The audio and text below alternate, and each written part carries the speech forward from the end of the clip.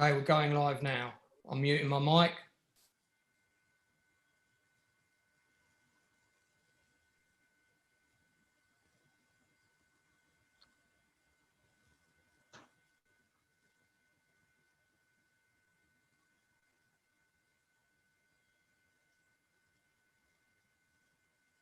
Welcome to the Zoom performance.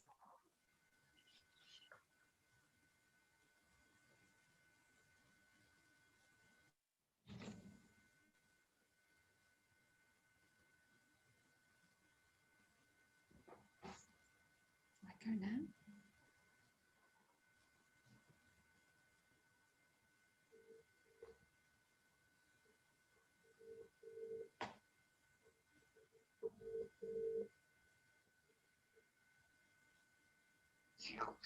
Your audio.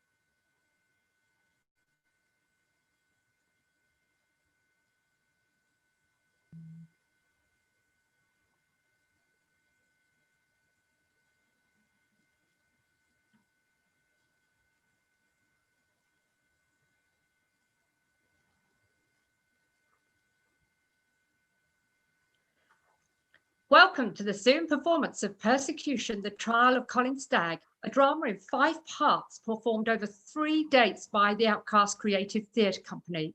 This performance will stream via YouTube and is subject to technical difficulties. In the event the broadcast has technical difficulties, we will attempt to resume it as soon as possible. The cast includes 2 actors who will cover any of our cast who may lose their connection. Narrators will not put on their cameras during the reading. You will only see those actors on camera who are playing characters who are appearing in scenes at that point in the narrative. Persecution, previously called Pressure in earlier drafts, is based on a 5-part television drama series that was first written in 2008 and has been adapted for a Zoom performance. It tells the true story of Colin Stagg, the man who quite wrongly became the prime and subsequently the only suspect in the first police investigation into the murder of Rachel Nickell, a 23-year-old woman who was murdered on Wimbledon Common in the summer of 1992. Colin Stagg's ordeal ran over nearly 2 decades, and many characters and events could not be included, even in a narrative with multiple episodes. Please be aware this performance contains descriptions of violence, bad language, and scenes of a sexual nature that would not be suitable for children. Parental discretion is strongly advised. At the end of the final episode on Sunday, the 8th of November, there will be a Q&A with the cast and creative team. The Outcasts Creative Team. Persecution, the Trial of Colin Stagg, Part 1. The following dramatisation is based on true events that took place in southwest and southeast London between the years 1992 and 2009. For clarity, some composite characters have been used, and the chronology of certain events has been amalgamated for simplicity, and some scenes and dialogue created for dramatic purposes. Cut to Wimbledon Common, day. Wimbledon Common, southwest London, 15th of July 1992. It's a stunning sunrise reaching over Wimbledon Common. The sunlight filters through the trees, casting beautiful splashes of colour over the low, rolling, fertile green landscape, dotted with paths and ponds. We see the eclectic mix of people who use the common: cyclists, joggers, dog walkers, young mothers with children, and others simply out for a stroll. Just north, away from the common, is the Alton Estate, with its drab tower blocks. In one street, in a newsagent. Cut to Roehampton News, Alton Estate. Emerging from the door to do his paper round is the very ordinary Colin Stagg, 5'7", stocky, light brown, close cropped hair, age 29, Yagnesh Patel, Asian, 30s. The owner calls out to him. Hey, Colin, make sure to push Mrs. Abbott's paper all the way through, huh? I can do without her coming in here complaining again. And she always gives me grief over stocking the top shelf, innit? Try, you should see her letterbox though. You can't fit a piece of toast through it, let alone a piece of paper. I'll see you later, yeah? Stagg is wearing a black t-shirt with cut-off sleeves at the shoulders, blue jeans, a black bomber jacket. He's someone you wouldn't look at twice on the street. Cut to in Colin Stagg's flat, Alton Estate. Colin enters his flat via the small garden. He's excitedly greeted by his dog, Brandy, leaping at him enthusiastically. All right, girl. All right. Give me a chance to get in, yeah? We'll go walkies, yeah? Feeling a bit rough though, girl, yeah? So we might have to cut it short, all right? But we'll see how we go. Go on then. Cut to en route to Wimbledon Common, A3 Junction. Dressed in blue jeans and his black leather jacket, Colin wanders down to the south edge of the estate where it reaches the A3 bypass, which acts as a divide between the common and the road leading to his estate. En route, he passes a few locals and nods a good morning to them, including the smiling Mrs. Short, 50s. Morning, Colin. Lovely day. Morning, Mrs. Short. Yeah, it's beautiful, isn't it? Yeah. Another older lady, Lillian Avid, 60s, passes Colin, muttering to herself. Oh, I hope he keeps that dog on that ruddy lead. Oh, everyone's got dogs around here lately. Oh, not like when I was young. Colin gives her a cheerful nod, but she ignores him. Colin soon enters the northern part of the common, passing the Skio Pond, reaching the A3 underpass. Cut to Wimbledon Common, Montage Windmill. Elsewhere on the common, people are going about their daily routines, including several with their children in tow, disembarking from their cars and preparing to walk on the common from the car park to the south, dominated by a white windmill. We cut to Wimbledon Common, Windmill Car Park. A silver Volvo estate pulls up and a striking woman gets out. Rachel Nickell, blonde, tall and slim, early 20s. She's dressed casually in jeans and a sweater. Her 2-year-old son, Alex, exits with her and she picks him up in her arms. Come on then, should we go exploring? Yeah! Well, we might even find a womble. What's a womble, Mum? Rachel laughs and shakes her head. They proceed to walk past the white windmill and onto the common. Cut to Skio Pond, just north of the A3 bypass. Colin has barely got on the common when he calls Brandy over and reattaches the lead to her and whilst rubbing her head. 9 a.m, north exit of Wimbledon Common. Come on then, Brandy. Sorry, girl. We're going to have to cut it short. My head's killing me. We'll try again later, yeah? Come on. Sorry. Colin turns around and heads back under the bypass and back home towards the estate. Cut to path near Curling Pond, Wimbledon Common. Jane Harriman, 40s, is walking on the common along a wooded path with her 4 children, 3 boys and a girl, when they see a tall man approaching them. He's wearing dark trousers and carries a small gym bag across his body with a strap. He angles his face away from the approaching group. Morning. The man says nothing and hurries past. Harriman looks back at him and the oldest boy of the boys turns to her. Mum, why did that man say anything? The man, Robert Napper, is markedly taller than Colin Stagg, but facially there is an uncanny strong resemblance between them. Cut to Colin Stagg's flat or an estate. Colin re-enters his flat, leaving his dog to wander into the garden kitchen. He grabs a couple of paracetamol, knocks them back, puts the television on, but he soon dozes off on his sofa. Cut to Curling Pond, Wimbledon Common, day. Jane Harriman and her children are walking round one side of the curling pond when her oldest son points over at the same man they saw earlier.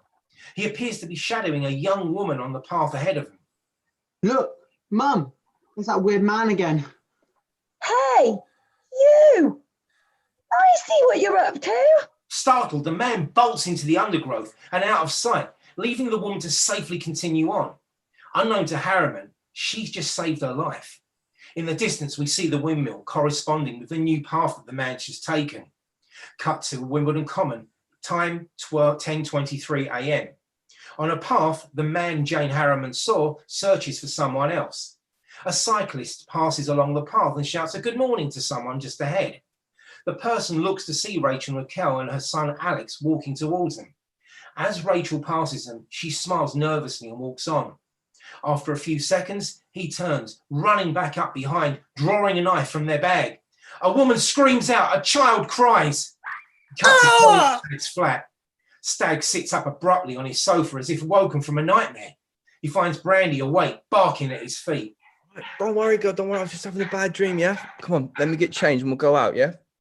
Cut to Wimbledon Common, Windmill Car Park, time 10:35 a.m.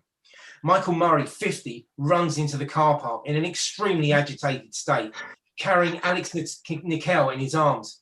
The child is screaming repeatedly for his mother. Mummy! God, help me, please! Somebody! I just found a line there! He was next to her screaming, please, somebody help me! Murray's cries for assistance immediately attracting a group of young mothers, including Emma Brooks and Penny Horn, and a passing jogger, Sean Beckett, who runs over to join them. Oh, what's happened? It's his mother, I think. Oh God, I think she's dead! Come here! Are you sure? Yeah, she's covered in blood. It's awful! It's awful! We have to call the police! What's happened? What's that, mate? Are you all right? This man, he's just found this boy crying next to his mother. I think she's been hurt. It sounds like she's been attacked. Please, can you please take the boy? Please, take him. The distraught Murray hands the crying Alex over to Brooks, who cradles him. There. It's going to be all right. What's your name? I want my mummy! Beckett spots a mounted park ranger and runs over to him. Hey! Hey, we need help here. Someone's been attacked. Please. Oh God. I'm going to have to call my wife to make sure she's okay. Jesus, Emma. If we'd been here 5 minutes earlier, it could have been us. How could something like this happen here? I'm right in front of her child. Cut to north edge of Wimbledon Common. Amanda Phelan, 40s, a dog walker, is on the north edge of the common when she notices a tall man with brown hair wearing a white top, carrying a shoulder bag, running down to a drainage ditch where he quickly washes his hands. What on earth is he doing? This is the same man that was seen by Jane Harriman. Conscious he's being watched, he washes his hands faster and quickly walks away in the direction of Putney Cemetery. Cut to Colin Stagg's flat. Stagg comes down the stairs, his hair wet from having a shower. He's changed into white shorts and a fresh white top. His trainers remain the same as the morning. He grabs the dog lead and looks at Brandy, then the door. Come on then, we'll make up for it, shall we? We'll go for a long one. As he exits, we can hear the sound of helicopters. Cut to A3 underpass entrance to the North Common. As Stagg approaches the underpass, the sound of a roving helicopter is constant and overheard, doing circles above the common. The underpass entrance is manned by a police officer, PC Crouch, who's turning people away from the common. Stagg tries to go past him. Oh, I'm sorry, sir, but you can't go onto the common today. Really? Why is that? It's now a crime scene, sir, and we can't permit anyone in the area. God, really? What happened? A young girl's been murdered. No, I was just on there this morning with my dog. What time would that have been, sir? I'm not sure, about 8:30, I think. Did you see anything or anyone suspicious? No, nothing. I didn't get very far. We headed back about 9, I think. Okay, sir. Well, give me your details, and if we need to, we'll be in touch. Yeah, sure. No problem. Shit. How awful. Name? Cut to Roehampton News, Alton Estate. Colin enters the newsagents excitedly and sees the son of the owner, Yagnesh, behind the counter. Yagnesh! You heard about the commentary? Little girl's been murdered. Yeah, my dad just told me. He had to pop out if you're looking for him. Oh, it's terrible, isn't it? Me and Brandy was just there this morning. Cut to the road on the Alton Estate. With the sound of helicopters still buzzing in the air, Colin is heading home when he bumps into an old lady, Lillian Avid, whom he recognises from his walks on the common. Hello, Mrs. Avid. You heard the news about the common then? Oh, yes, dear. I saw it all on the news. Murdered, wasn't she? The girl?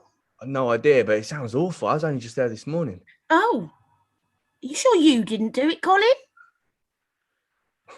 What? That'd be so daft. What are you on about? Oh, I must say, you're looking very well, dear. You gone over that stomach bug you had? Yeah, thanks, yeah. Well, I don't think I'll be walking over there across the common on my own now. But you'll see me if you see me, won't you? You'll walk with me, won't you, Colin? Yeah, of course I will. Right, I'm off to get some lunch from the butcher's, yeah? Daft old bat. Cut to outside Colin's flat on the balcony. Colin's neighbour, Peter Witt, 30s, is going out just as he's letting himself in. Hello, Colin. You been out with Brandy again? Lovely day for it. Yeah, would have been if it weren't for that murder on the common. Really? When was that? Sometime this morning, I think. It's a young girl. Terrible, isn't it? I must have only just missed him. Who? Well, the bloke who did it. Cut to Wimbledon Common, Windmill Car Park. The area is teeming with uniformed officers as statements are being taken from various witnesses we saw earlier as police seal off the area. The sound of helicopters wagging their tails overhead continues as an unmarked police car pulls up and a young driver gets out and opens the door for Superintendent John Bertie Bassett, 50s and balding, who surveys the scene. He approaches Detective Chief Inspector Mick Wickerson, 40s, hawkish features, is conversing with a young female detective, D.S. Holland. Right, let's seal off every exit. No one comes in and no one leaves until they've been questioned, okay? I've already posted a unit at everyone, Gov. Good. Wasn't expecting to see you, sir. Well, I was on my way in when I heard we caught a bad one, Mick, so I thought I'd drop by. Yes, sir. The worst I've ever seen. A young woman out walking her boy. She looks to be early 20s, but it's hard to tell. Looks like he tried to take her head off. Christ. Any witnesses? Well, none so far to the actual attack itself. Well, apart from the kid, but he's pretty traumatised, eh? The boy can't be more than 3 years old. What, boy? Yeah, we're pretty certain he's the son of the victim. It looks like it happened all right in front of him. A local man found him next to the body. We're taking a statement right now. God, how awful. Now, where's the child? A social worker's taking him back to the station. Now, look, we've several people claiming to have seen a man in the area acting suspiciously about an hour before the attack. I've got uniform taking statements from them now. And all this happened right in front of a child in broad daylight? So it would appear, sir. I mean, we're looking for one sick bastard, that's for sure. We've already sealed off every access point to the common. Good, because you can bet that the press will be all over this in time for London today. Right, make sure this is done properly. No one is to leave the scene until their details have been properly verified, and anyone who's here today has to be interviewed. No exceptions. Someone must have seen something. Now, who are you going to get to head up your day today on your team? An unmarked police car pulls up and a detective gets out. D.I. Keith Pedder, late 30s, well built, lights up a cigarette as he strolls over. Wickerson nods to him as he speaks. D.I. Keith Pedder, sir. Just recently promoted. He's good, sir. I worked with him before at the yard. Keith, this is Superintendent John Bassett. Yeah, we'll dispense with the formalities for now. I want whoever did this. I'll be at the station setting up the incident room. Well, you've picked a cherry of a case to earn your promotion on, Inspector Pedder. I'll let you get on with it. Yeah, it certainly seems like it, sir. Bassett heads back to his car and gets in the back. He's a bit prickly today, isn't he, Gov? Well, so would you be. Months away from retirement and this falls on your lap. But don't take it personally. Look, we just have to make sure we get this guy before he does it again, all right? But you're glad I brought you over to Wimbledon now, eh, Keith? Oh, yeah, over the moon, sir.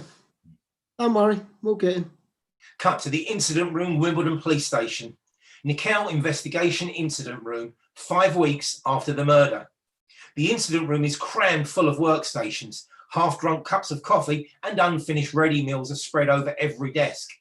On the wall is a huge map of Wimbledon Common with several flags stuck in it and pinned next to the pictures of the body at the crime scene, plus a picture of Rachel taken when she was alive.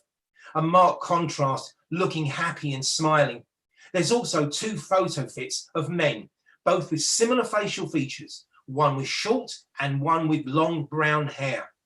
A sign at the top of the boards has Operation Edsel written upon it. Several officers, both male and female, are present, including many we haven't seen before. WPC Stollard, WPC Davis, both female, late 20s. DC Long, male, 20s. And 2 sergeants who run small units within the investigation. DS Holland, female, 32, plain clothes, who we met on the day of the murder. DS Williams, male, 30s, plain clothes, and a number of other faces fill up the rest of the team. Well over 40 officers and detectives in all. DCI Wickerson holds up Rachel's photo and addresses the room. So here's where we are. Rachel Nickell, 23 years of age. A young mother with a 2-year-old son, Alex, stabbed 49 times right in front of him. Perpetrator then moved on to committing a sexual assault, but was interrupted and fled the scene. So far, we haven't recovered the murder weapon, though it's most likely to be a single sheathed knife with a brass hilt. And apart from a single shoe print and some unidentified organic matter found on our underwear, forensics has so far recovered nothing else from the scene. Keith. Witness evidence. So far, we have 3 possible sightings of the would-be perpetrator. Mrs. Jane Harriman and her children see a man with a bag acting suspiciously around the area of the curling pond on 3 occasions. On one of these, he's following another woman. She's provided us with one of the 2 photo fits. The last of these sightings is at 10:23 a.m. Now, we know Rachel is still alive around this time because she's seen alive by cyclist Roger McKern at 10:20. Then we have Amanda Phelan. She sees a second man, shorter than the first, washing his hands in a drainage ditch. Once spotted, he leaves the area quickly and heads off here in the direction of Putney Cemetery. Another witness sees what we believe is the same man around 10:35 a.m, just here. Then we have this man seen running alongside the A3 at 11:15 a.m, but he's described as having long hair, so he's not likely to be the same individual seen by Phelan or Harriman.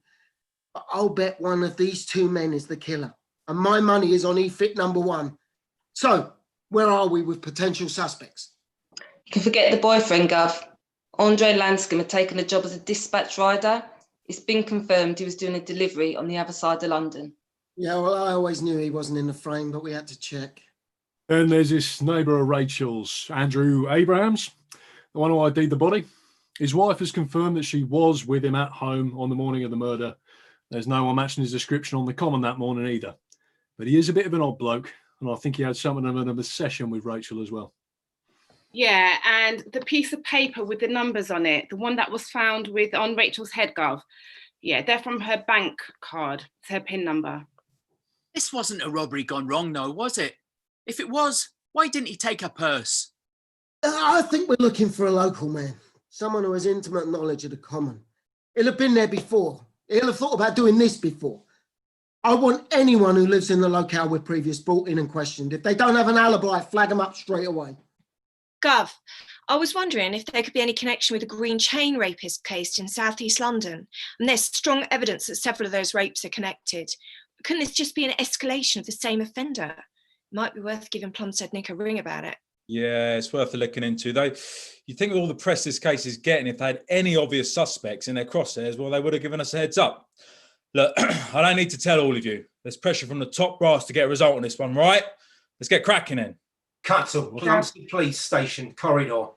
Plumstead Police Station, South East London, 12 miles from Wimbledon Common. Operation Eccleston, the Green Chain Rapist Inquiry Team. Detective Inspector John Pearce and his colleague Detective Inspector Mickey Banks are walking through the grubby corridors of Plumstead Police Station. So how many attacks does that make now then? That's 20, John. And he's getting bolder. That's what worries me. Yeah, I know he is. But look, it'd be good to get a result on this one, though, Gov. This case has been dragging on for far too long, you know, and someone must know who he is.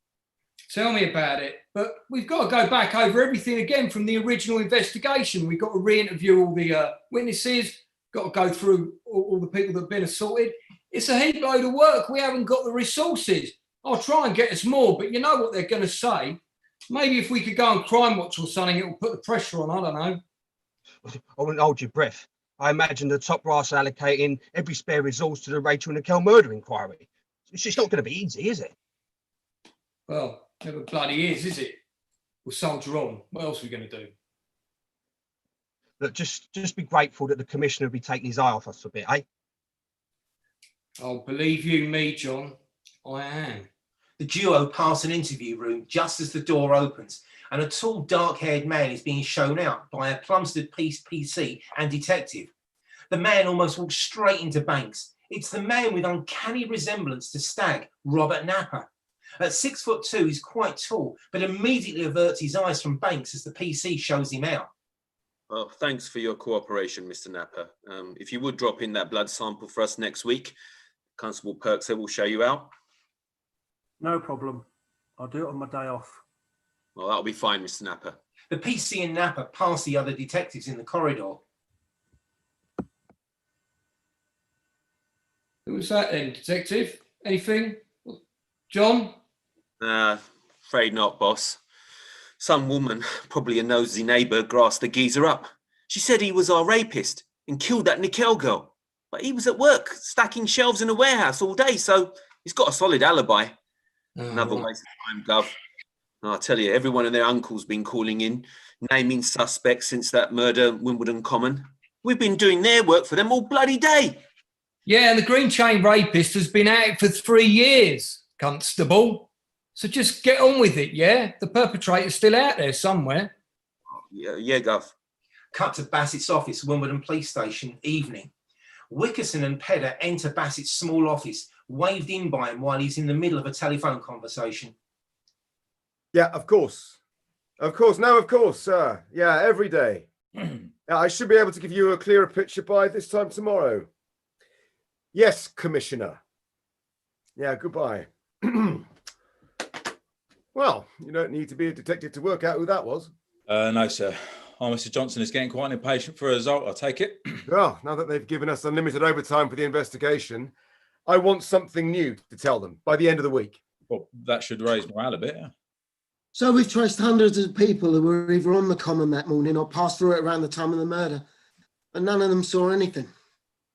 Which just leaves the witnesses we already have. Now, we've got their photo fits and there are still some leads to follow up, but so far, apart from... So far, nothing solid, basically. No, sir. Someone has to know this guy. Our friend at the Yard wants us to use a profiler on the case, someone from outside the Met. A profiler? Already? Anyone we know? They've suggested Paul Britton. Oh, fucking marvellous. I've heard of him, Mr. Cracker himself. Well, we'd best dust down the red carpet then. Well, he has been used by us before, and with some success, I might add. Christ, sir, we've only been on the thing a few weeks. They're not giving us much time, are they? It can't be helped. It's all the publicity this case is getting. Pretty blonde girls sell newspapers. It means more resources, but for that they expect some progress in return, and soon. Yeah, well, shame they didn't give the same priority to the young black girl we found dead in the woods last year. Yes, well, no, I don't have the luxury of making those decisions. No, sir. Look, let's use the guy. Let's see what he has to say. It can't hurt us to get his take on it, can it? No, I guess not. There's a knock on the door and WPC Davis enters the room. So sorry to interrupt, Gov, but I thought Inspector Pedder ought to know. What is it, Suzanne? It's the boy, Gov. He's talking. Cut to childcare trauma unit. Through a one-way glass wall, detectives Wickerson and Pedder can see young Alex Nickell playing with some toys in the opposite room, supervised by a young social worker. A second, slightly older woman, Miss Haynes, exits the room to talk with detectives. How's he doing? He's very strong.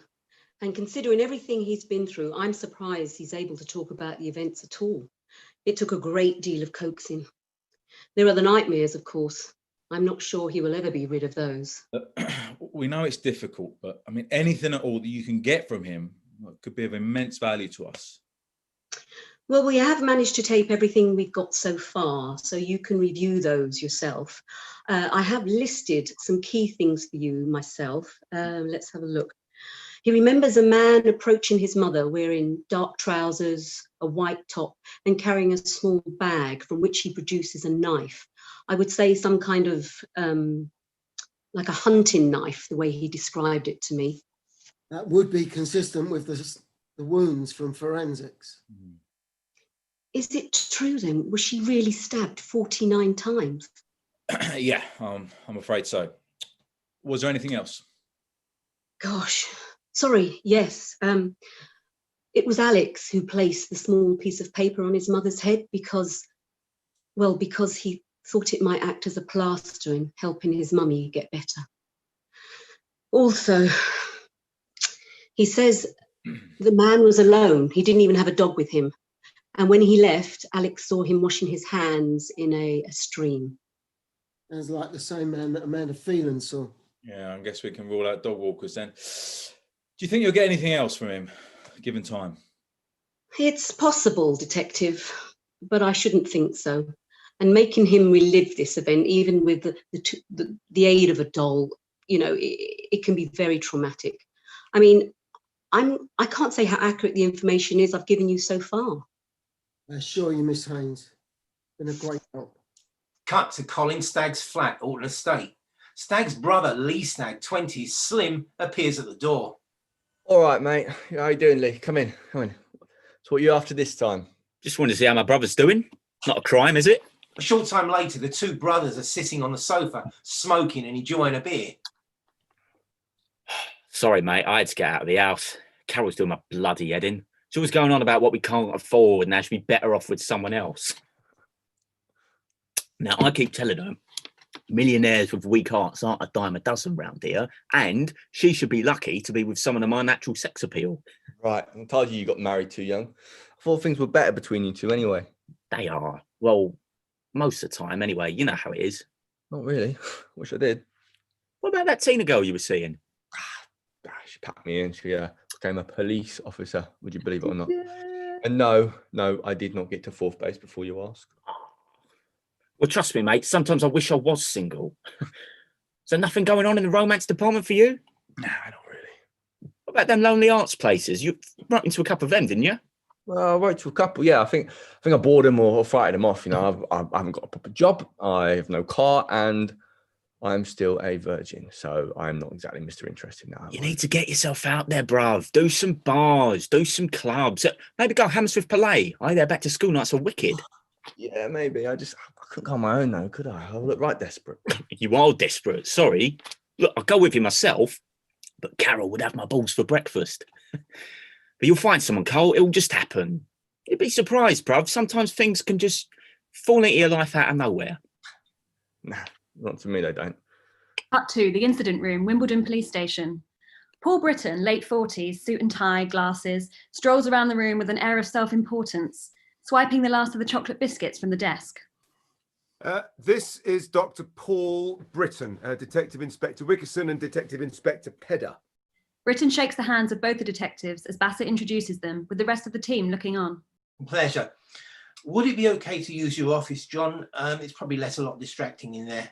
Yeah, of course. Let me have someone bring us all some tea, shall we? Oh, that'd be lovely, thank you. And milk and 2 sugars and perhaps some more biscuits. They all go into Bassett's office, which looks into the main incident room, and shut the door. Britton immediately sits in Bassett's chair behind the desk and pulls out a pad and pen to make some notes. WPC Stollard reappears at the door. Constable Stollard, could you get us an extra chair, please? Oh, and 4 teas and some more biscuits. WPC Stollard exits and joins their colleagues, chatting by the water cooler. Is that him then? Yeah, apparently. Wait, which greedy sod had all our chocolate biscuits? Do you think? I'm not a sodding maid. He's supposed to have done some pretty good work for us. Well, I heard he was involved in a right balls up in Nottingham. What case was that? It was something to do with some woman who claimed she'd been forced to join a satanic cult. She was supposed to have been abused by high-ranking police officers and judges. Really? I never heard about that. Yeah, you wouldn't have. It was a right fuck-up, apparently. It turned out she'd been to some support group and made the whole thing up as part of a way of expressing herself in counselling. Well, people were dubious about her claims in the first place.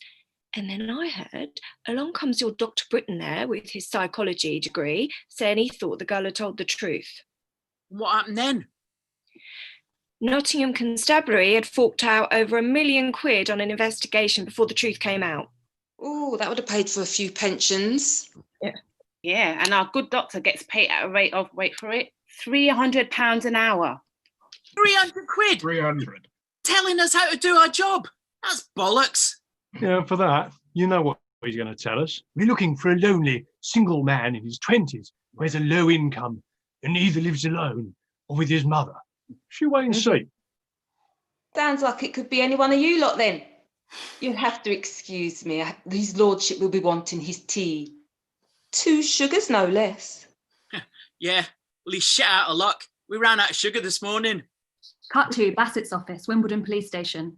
With their extra chair brought in, the 3 police officers in Britain are discussing the case in some detail. So, as you can see, with little forensic and just a couple of descriptions of a man with brown hair in his 20s, we haven't exactly got much to go on. No, with this photo ID up, we might as well be looking for half of London. No, this is the act of a local man, that I'm certain. He will have rehearsed this act for years before making it a reality. He would have known the paths, the best places to observe people, and the locations of the streams and ponds and exits.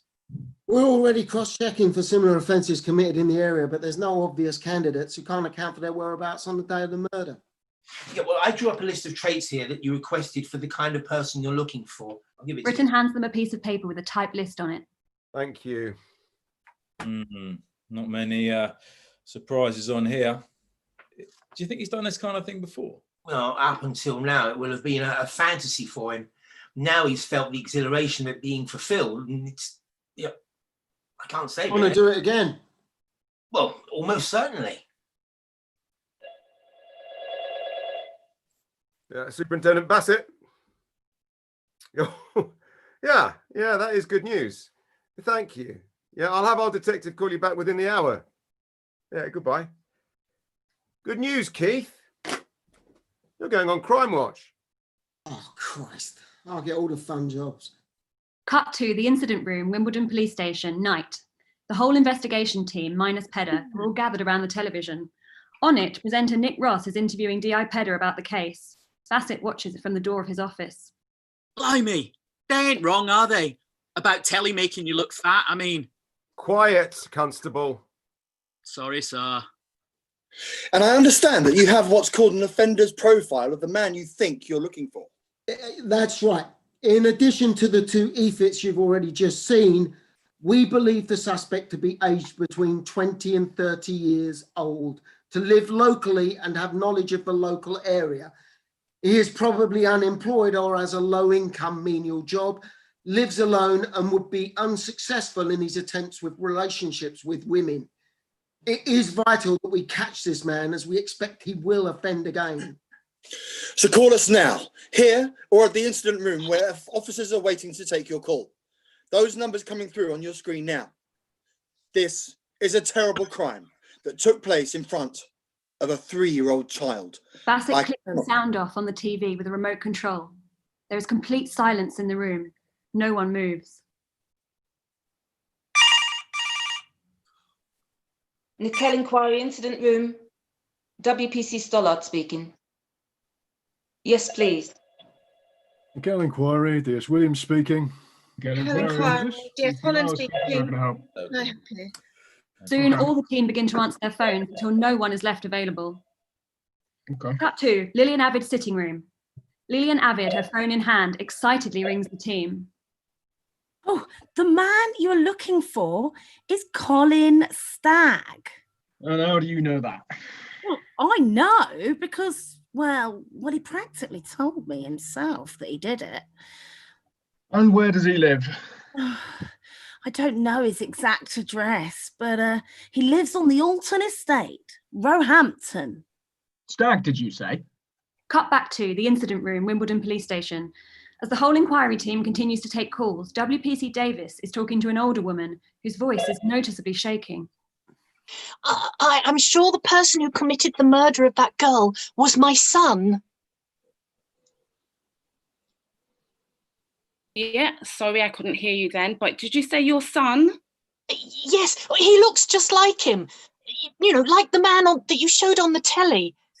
The photo fit? The first one? Yes, it's him. I know it's him. He's talked about doing these things before. Terrible things. Right. I mean, it's not my fault.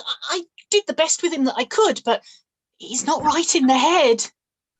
Right. Can I take your name and your address and I'll get someone to interview you and your son? It's Napa. And he did those rapes. There's a click and the line goes dead. All right. Hello? Hello? Davis writes Napa or Napier ? On her notepad. Cut to Mrs. Napa's lounge, South London. Mrs. Napa, a fragile-looking woman, late 60s, downs a brandy and looks across to a photograph of her son on the mantelpiece. A younger Robert Napa staring blankly away from the camera. Suddenly, a voice makes her jump. I'm going out, Mum. Don't wait up. Where? Where are you going? Just out.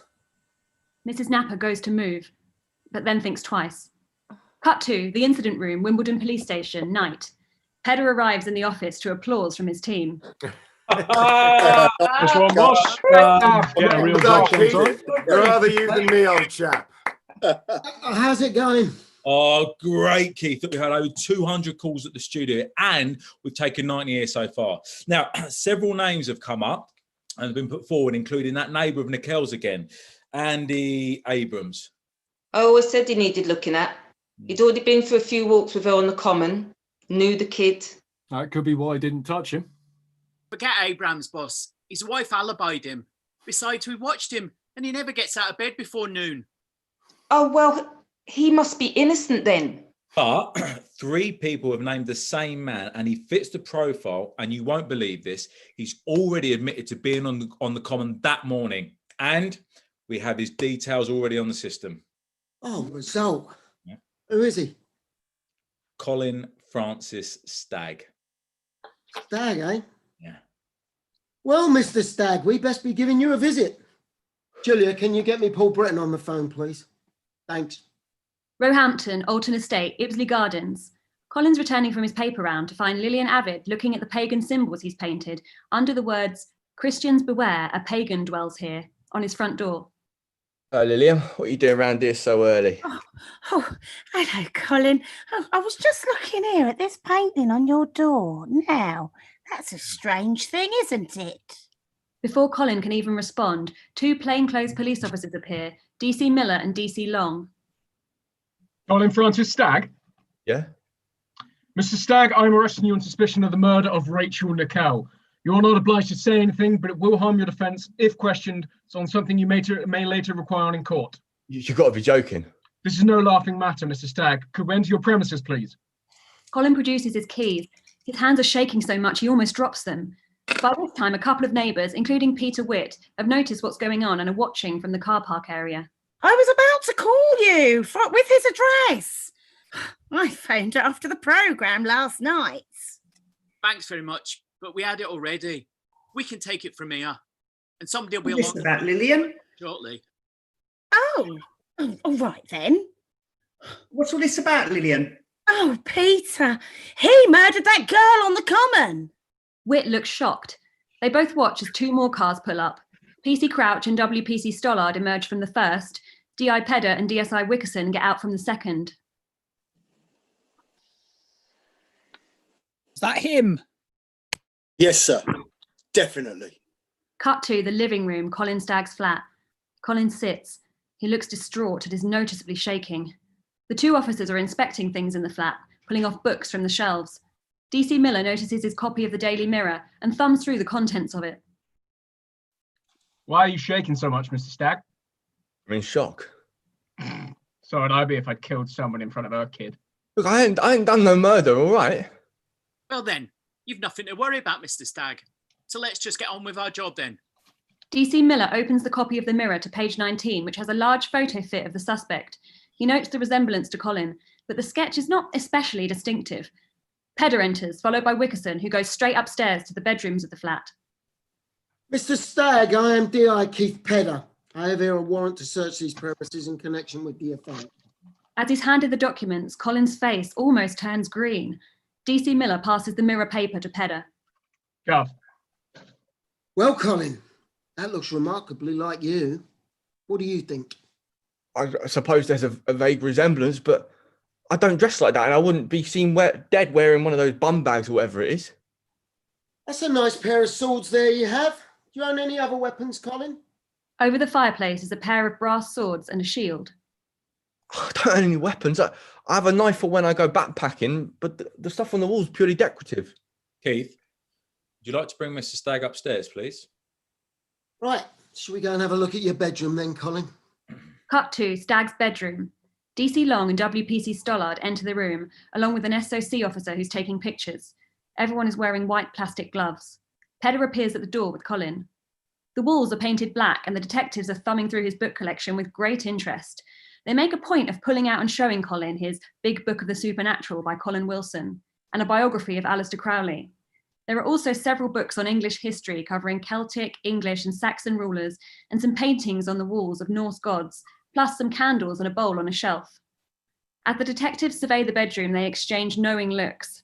This is their man, and the contents of this room just confirm it. Interested in the occult, are we, Colin? No, just history. So why did you paint your bedroom black then? Cut to Interview Room 1, Wimbledon Police Station, day. Colin sits on one side of the table with his duty solicitor, Graham Woods, with Pedder and DC Long sitting opposite him. From the number of cups on the table and the strain on everyone's faces, Colin's especially, it's clear the interview's been going on for some time. So tell us again, Colin, why did you paint your bedroom like that? Like I told you before, I didn't paint it black. It was my brother Peter. He was into like all the heavy metal and all that rubbish, but I kicked him out for doing too many drugs. I can't stand all that. And this pentagram you painted on the floor, that's black magic, isn't it? That's a Wicca symbol. It's more to do with white magic. Like it's supposed to keep out evil. Some people would say that sort of thing is rubbish, Mr. Stagg. It was just a new age thing. I didn't really take it too seriously. Cut to Paul Britton's office, Leicester. Pedder's on the phone to Britton. Britton is heavily influencing the track of the questioning. You must remember you're dealing with an extremely clever sexual deviant here. Let him think that he's in control at first and let him talk, get comfortable, then hit him with the evidence one piece at a time. And you should see the real Colin Stagg, the one behind the mask, start to emerge. Well, he certainly fits the profile you gave us. He ticked almost every box. Well, yes, of course he did. Just keep at him and eventually the truth will out itself. Cut to Interview Room 1. We pick up exactly where we left off. What about the other paintings on your walls, Colin? Did your brother do those too? No, I drew those. They're paintings of the Uffington Horse and the Cerne Giants. You know, the white horse up on the southwest downs. Tell us more about your associations with the occult, Mr. Stagg. Well, I'm a pagan, that's all. I was just interested in reading more about it. Don't they talk about making human sacrifices and that sort of thing? Oh, they talk about all sorts of things. And you believe in all that, do you? Not really. I just don't believe in organised religion. Is that a crime? But you did say you were a pagan, and you admit you have some interest in the occult. I have bloody books on UFOs too, but I'm not building a flying saucer in my garden, am I? Oh, I'm pleased to hear it, Mr. Stagg. Look, not all Christians go to church today. Some of them just read the Bible. I'm not really into all this stuff. I just like reading about it. I just find it interesting. So when did you first see Miss Nickell before July 15th, Mr. Stagg? DC Long advances a photograph of Rachel Nickell from her modelling days across the table towards Colin. I've never seen her at any time except for the pictures like them on the television and in the newspapers. So in all the time you've been going to the Common, you've never seen her at all? Stunning girl like that. Well, Sure, remember her? I might have seen someone like that, a girl with blonde hair, a couple of years ago. She was pushing a baby in a pram or something. Are you sure it wasn't 6 months ago, or perhaps even sooner? No, if it was been sooner, I would have definitely remembered. Pretty though, isn't she, Colin? Yeah, of course she is. It was. And I hope you catch the bastard that did it. You have a girlfriend, Colin? What's that got to do with it? Just answer the question, please, Mr. Stagg. But feel free to jump in at any time, yeah? I'm afraid it may be relevant to the inquiries, Colin. No, I do not have a girlfriend. Okay, and previously, when did you last have one? A relationship? Well, I've never had a long-term girlfriend, if that's what you mean. Oh, so are you gay? What? Hell no, no. Do you suffer from problems of sexual inadequacy? What the fuck do you mean by that? It means you have problems getting it up, Colin. Is that really relevant, Detective? It would fit the profile of the offender we're looking for. No, I don't, all right? Christ, this is madness. We have to ask these questions, Colin, in order to eliminate you. Let's go back to the day of the murder. You say you were on the Common at first until about 9 a.m. and then later around 11:30 a.m.? Yeah, sounds about right. I was definitely back by sort of 9:15. My elbow's killing me and I had to go home to get some tablets. Yeah, so you told us. Do you know someone called Susan Gale from your estate, Colin? Yeah, she's another dog walker. I see her every now and then on the estate. You see, Miss Gale puts you entering the Common at the bypass at 9:30 a.m, heading in the direction of the murder scene. Well, she must have got her dates wrong because I never saw her that day. You see, she's certain of the day and time because her mother had stayed the previous night in order to collect her pension the following day. I remember seeing her a few days later. Her dogs are always aggressive, so I have to put Brandy on the lead. But yeah, she's definitely got her dates wrong. No, I don't think she's likely to mistake the date when her mother's collecting her pension, Colin. And I know for sure that I didn't see her that day. I would have remembered. We have here a statement from Lillian Avid. You remember bumping into her on the day of the murder, don't you? Yeah, she's a daft old gossip bag. She lives on the estate. Well, Miss Avid says you came running over to her in an excited state, talking about the murder. Do you remember that? I wasn't excited. I was just anxious that something so awful could happen so close to my home. Yeah, she goes on to say, he asked me if I'd heard about the murder. I asked him what murder he was talking about. He replied, the woman with the little child. I never said anything like that at all. I said there'd been a murder of a young girl, the same as what the copper in the underpass told me. He went on to say to me that he often stood on the hill and looked down upon the place where it had happened. And I thought to myself, how did he know where it had happened? I didn't say anything like that to her at all. It made me sick the way he talked about it. I was sure he had done it. He had never acted like that before, and he looked like he'd just bathed. His hair was wet and he was all clean and immaculate. The photo fit was just like him. Well, so now I'm a murderer because I take pride in my appearance. But you do admit you discussed the murder with Miss Avid that day? Yeah, but not in the way she remembers it. And this man in the photo, is this you? No, I told you already, I don't own a bag like that, and I never wear tops or shirts with long sleeves because I sweat too much, even when it's cold. We have several sightings of this man and another man, Colin, seen near the scene of the murder. Are you sure neither of them were you? Because I have to say, you match the descriptions and the photo fit. Oh, for Christ's sake, I would never be seen dead with a bag like that. This whole thing is ridiculous. I could never hurt anybody. I couldn't even hit my own dog, let alone a woman. Look, I believe that all life is precious. So what's the knife for that we found in your flat for, Colin? It's a survival knife for when I go backpacking. So you'd be happy to kill things with it then, to survive? Well, if I got stuck somewhere, yeah, to skin a rabbit or something.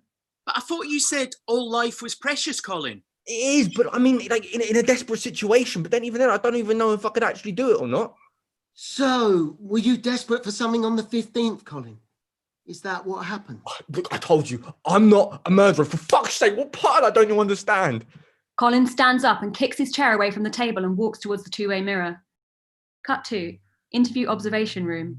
From the other side, Bassett's been watching the proceedings, along with DSI Wickerson and DS Holland. He turns away from the glass. Put him in a lineup and let's see who recognises him. Oh, and Mick, get me the press office at the yard. We better work out what statement we're going to give out before the papers decide to write one for us. Cut 2, police van en route to Brixton police station. Day. In handcuffs, the nervous Colin and his duty solicitor sit in the rear, accompanied by DI Pedder, Wickerson and Stollard. Pedder offers Colin a blanket. Here, you better put this over your head, unless you want your picture in the paper. We just got word the press are camped all over the station. Yes, you don't want any unnecessary publicity, Colin. And of course, you may even be innocent. Oh yeah, thanks. Now I know why your legal advice is free. Cut 2, back entrance to Brixton police station. As the car approaches the rear gates of the station, sure enough, the place is a mess with press at every possible vantage point, all trying to get a picture of the man they think killed Rachel Nickell. The van drives inside and pulls up at the back door where Colin exits with a blanket on his head and is rushed inside. Cut 2, the lineup room, Brixton police station. Colin walks into a harshly lit room with a two-way mirror along one wall. There's a dozen other men of all shapes and sizes, with none of them looking especially similar to Colin. Now you can dismiss the ones that you think that don't look like you. Well, none of them look like me at all. Don't just stand there, do something about it. Yes, of course. Woods approaches Pedder, who's chatting with a couple of other officers. Inspector, I'm sorry, is this the best that you can do? You see, my client and I are somewhat concerned of the likeness of these individuals, or the lack of it, should I say. They're all we have on hand right now. Of course, we could wait, or would your client just rather get this over and done with so we can go home? Cut 2, viewing window, lineup, Brixton police station. Stagg is in a lineup with 8 other men. Most of them look nothing like him, most only having vague similarities between them. The first witness is the oldest son of Jane Harriman. Take your time. Tell us if any of these is the man you saw on the path or the man by the pond. No, he's not here. Are you sure? Cuts 2, the second eldest son looking at the lineup. I'm sure he isn't any of these. Just look again. Cuts 2, Jane Harriman looking at the lineup. I'm not sure. Number 5 looks a bit like him. Now, number 5, step forward, please. Number 5, which is Stagg, takes a step forward. Stagg's hands are shaking. Yeah, I was 100% sure when I saw that photo fit on Crimewatch. Now I'm 120% sure. Pedder smiles at DC Lyle, relieved at the positive ID. Cut straight to Amanda Phelan walking along the lineup. Is the man you saw along the drainage ditch present here today? Phelan studies the group closely. This time Stagg has changed place and is number 1. No, he's definitely not here. Are you sure, Mrs. Phelan? Oh, yes. I said before, the man I saw was at least 6 foot tall. Well, there's no one here over 5'8". Right, thanks. I'll have someone see you out. Pedder sighs to DC Lyle as Phelan leaves the room. Cut to Brixton police station, cell, night. Colin sits in his nondescript cell. His shoelaces have been removed and a half-eaten meal rests next to him on the concrete bench. The slot to the door opens up and the face of DC Lyle appears at the portal. It's not looking good for you, mate. Perhaps you should stop wasting everyone's time and just confess. Very good for me, actually, because I didn't bloody do it. Ah, come on, Stagg. Everyone knows it was you. It'll go a lot easier in the long run if you just admit it. Where's my dog? How is she? I wouldn't worry about her. The amount of time you're going to spend in here, you might as well have her put down. I'm not a murderer. The portal to the door slides shut. Fade out. End of episode 1. There'll now be a 5-minute interval before we start episode 2. See you back here in 5 minutes.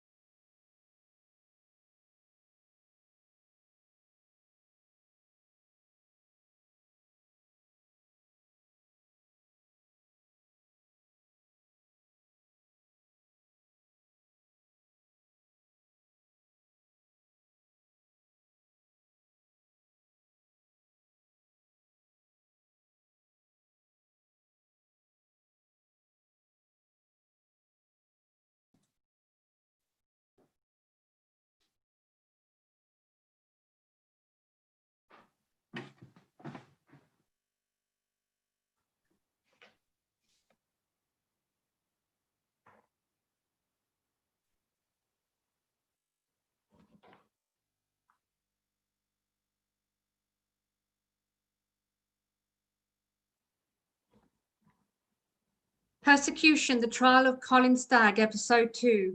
The following dramatisation is based on true events that took place in southwest and southeast London between 1992 and 2009. For clarity, some compositive characters have been used. The chronology of certain events has been amalgamated for simplicity. Some scenes and dialogue created for dramatic purposes. Brixton Police Station cell, night. We open on a close-up of a pair of trembling hands. The door opens and a tired-looking Colin Stagg sits up. Wakey, wakey, up you get, Stagg. They've got some more questions for you. Don't know anything. I didn't do this. Oh, the sooner you answer them, the sooner it'll all be over then, won't it? Cut to Paul Britton's house. Britton and Pedder converse on the phone. Only one of our 4 witnesses have ID'd him, but she seems pretty sure about it. Yeah, well, I've read through all the questions put to him so far. And? Well, so far, he said nothing that would eliminate him from being a suspect. Well, what kind of things would eliminate him? Cut to incident room, Wimbledon Common police station. Britton's on a speakerphone with Wickerson, Holland, Williams, Stollard and Long all listening in. Well, if he'd been, for example, happily married for the last 2 years, or had a long-term occupation that required a high level of intellect, or if he had demonstrated that he had successful, stable relationships with women, such things would not be consistent with the killer and would eliminate him. You will, of course, send me the tapes and the interviews so I can review them, yeah? Yeah, I'll have them sent by courier as soon as possible. If he just keeps denying it, what direction should we take him in? Well, his denials are just proof of his cunning and intelligence. Just remember that. I thought he just said he wouldn't have a high level of intellect. Yeah, so there's never been any killers or rapists with a good job or in a relationship. DS Holland and Stollard exchange a look. Evidently, not everyone on the team is convinced with this approach. Hit him with the witness evidence first, then the crime scene photos. Show him the body and see how he reacts. Cut to interview room 1, Wimbledon Police Station. Colin, along with his solicitor, sits once again opposite DC Long and Inspector Pedder. He hasn't slept all night. Pedder places the crime scene photograph in front of him, a partially naked female body lying on the ground of a wooded glade. Oh, Jesus. Oh, I don't think Jesus had anything to do with this, Colin. This was the work of a twisted individual. Don't you think the person who did this would have to actually be sick? I mean, they'd actually have to have something really wrong with them, wouldn't they, Colin? Yeah, I hope you catch him.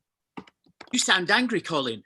I am. I haven't seen that. It's awful. It's awful what he did to her. What did he do, Colin? Well, I don't know. It looked like he raped her. And don't you think, Colin, that a person who can do such a thing, not only to another person, but in front of their 2-year-old child, don't you think that person needs our help, professional help, to make sure he doesn't do it again? He needs help, all right, yeah. Right, and we want to give him that, Colin, to see he gets it, so that he can be made well again, so that he can hope to have some sort of normal life in the future. Because if that person wanted to be helped, Colin, wanted to be cured, then we could find it for him and he would feel better. Don't you want to feel better, Colin? I want to get out of here and go home. My dog will be worried about me. I haven't done anything wrong. I keep telling you, I hope you catch him. I hope you do, but it's not me you're looking for. Both detectives pause for a second. Stagg utters something to Graham Woods. Excuse me, but my client is wondering if he can have his cigarettes and be permitted to smoke, please. Pedder pulls a pack from his jacket and passes them to Stagg. DC Long moves the ashtray in front of him. It's some time later. The ashtray's overflowing with cigarette butts. Everyone looks frustrated and exhausted. So you've never followed any woman on the common then, Colin? No, I told you before, I'm not like that. I mean, I might give a good-looking girl a second glance, but I would be it. You've never exposed yourself to a woman or anything like that? No, of course not. I sunbathe on the common sometimes, but when it's hot. Sunbathe? Where? Some of the more secluded areas where people do it. Oh, come on, don't tell me you've never heard about it. Loads of people do it. It's been going on for years. You're talking naked? Nude sunbathing? Well, yeah. I like to get in town whenever I get the chance. I can't do it in my own garden. There's not on our estate. It's not private enough. We had a report of someone sunbathing naked on the common a few months ago, matching your description, Colin. Apparently, the woman who made the report claimed the man turned towards her with an erection and began to play with himself. I've never done anything like that. Some woman did interrupt me once, a few months ago, but I covered myself up and she moved on and it was all right. That was it. There was nothing that happened. You see, it is a big deal, Colin. Because exposing yourself in public, Colin, that's a chargeable offence. But it wasn't like that. Excuse me, Detective. I think I should have a word with my client, please. All right, we'll take a break for a moment. Shall I grab you some more cigarettes, Colin? I think we're going to be here a good while yet. Cut to the corridor outside the interrogation room. DC Long and Pedder come into the corridor and bump straight into Wickerson coming toward them. All of them are smiling. Good job, Keith. He's rattled. We'll charge him for the indecent exposure. He's as good admitted to that anyway. Keith, I saw that. Yeah. Be a shame if the press got wind of it, wouldn't it? Terrible shame. Yeah. This is our guy, Gov. I can feel it. Yeah. Cut back to interview room 1. Stagg and his solicitor are in the room alone. Look, I've got a high body temperature. I always wear cut-off shirts. I don't think that's going to wash as an excuse, Colin. People have been sunbathing on parts of the common for years. Look, I'm not a pervert, okay? Look, you just as well as admitted to their defence, Colin. Now, if they don't charge you for the Rachel Nickell murder, they'll have to release you. Now, if you plead guilty to the indecent exposure now, at most you just get a fine, and then they won't be able to keep you here any longer. You do want to go home tonight, don't you, Colin? Because I know I do. Cut to upstairs office, Wimbledon incident room. Through the window, Bassett, Wickerson and Pedder watch Stagg depart. Yeah, I still think we should have charged him, boss. Well, the CPS said we don't have enough evidence and we have to go with their decision. He was close to cracking. I could feel it. Britton says he fits the profile like a glove. He sounded convinced he was our man. The trio walk back into the main part of the incident room where Stagg's photo has been posted next to the Crimewatch EFIT pictures. Bassett addresses the team. Well, what do you think? Yeah, I'd say it's him. I agree. He's a loner. No girlfriend, weird interests. It all fits. Well, there's no doubt he's the strongest suspect we have at the moment. Well, what about this woman that phoned in? Helen, wasn't it? The one who said she knew the killer. Yeah, well, our Helen turned out to be one Susan Ely's. She was traced to Cheltenham, sir, and well known to the local Nick for apparently making all sorts of fake allegations. She's been charged for wasting police time. Yeah, I should bloody well hope so. So, look, if you asked me if Stagg's a weirdo, I would say yes. And do I think he's a bit of a pervert? Sure. But I'm just not so sure he's a killer. He just seems too, well, he's geeky. Well, didn't you have Poirot earlier? That's just evidence of his cunning, his intelligence. Stagg's a good fit for the EFIT, Gov. Yeah, so is my ex-boyfriend. But he didn't do it, more's the pity.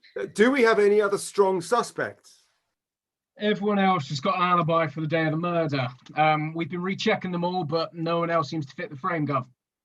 Stagg claims he was at home, but Susan Gow puts him on the common at the right time. Stagg's got to be lying. Now, how sure are we that Miss Gale hasn't got her dates mixed up? Pretty adamant, sir. Even our own mother confirmed it. Find out everything you can about our Mr. Stagg. If he is our primary suspect, then I want to have enough to charge him before... Before you retire, sir? No, before he kills again. Well, come on, get on with it then. Cut to Street, Wimbledon phone box day. DS Williams rushes into a phone box not far from the police station. He hurriedly makes a call. News from police. Hello? Yeah, no, it's me. Look, we've had a breakthrough in the Nickell case, the Wimbledon Common murder. Write this name down, okay? Colin Stagg. Yeah, Stagg, like the deer. Cut to Alton Estate, Roehampton. Colin is walking Brandy through the estate. He passes two women who stop and stare at him, talking in low whispers. He tries to ignore it and heads into the newsagents, where he has his paper round. Cut to Roehampton News. Colin enters to see Yagnesh Patel behind the counter, serving two customers, a man and a woman. Upon seeing Colin, they quickly pay up, ushering past him in a hurry, the woman uttering under her breath as she does so. You should be ashamed of yourself, pervert! Yagnesh. Colin? Sorry I haven't been in to do my round the last few days. I've been helping with the police with that thing on the common. But I just popping in to let you know that I'm back and everything's all right now and I can be back tomorrow. Look, Colin, I'm sorry. Dad said I had to give it away to someone else. Only I didn't know when you were coming back, you see.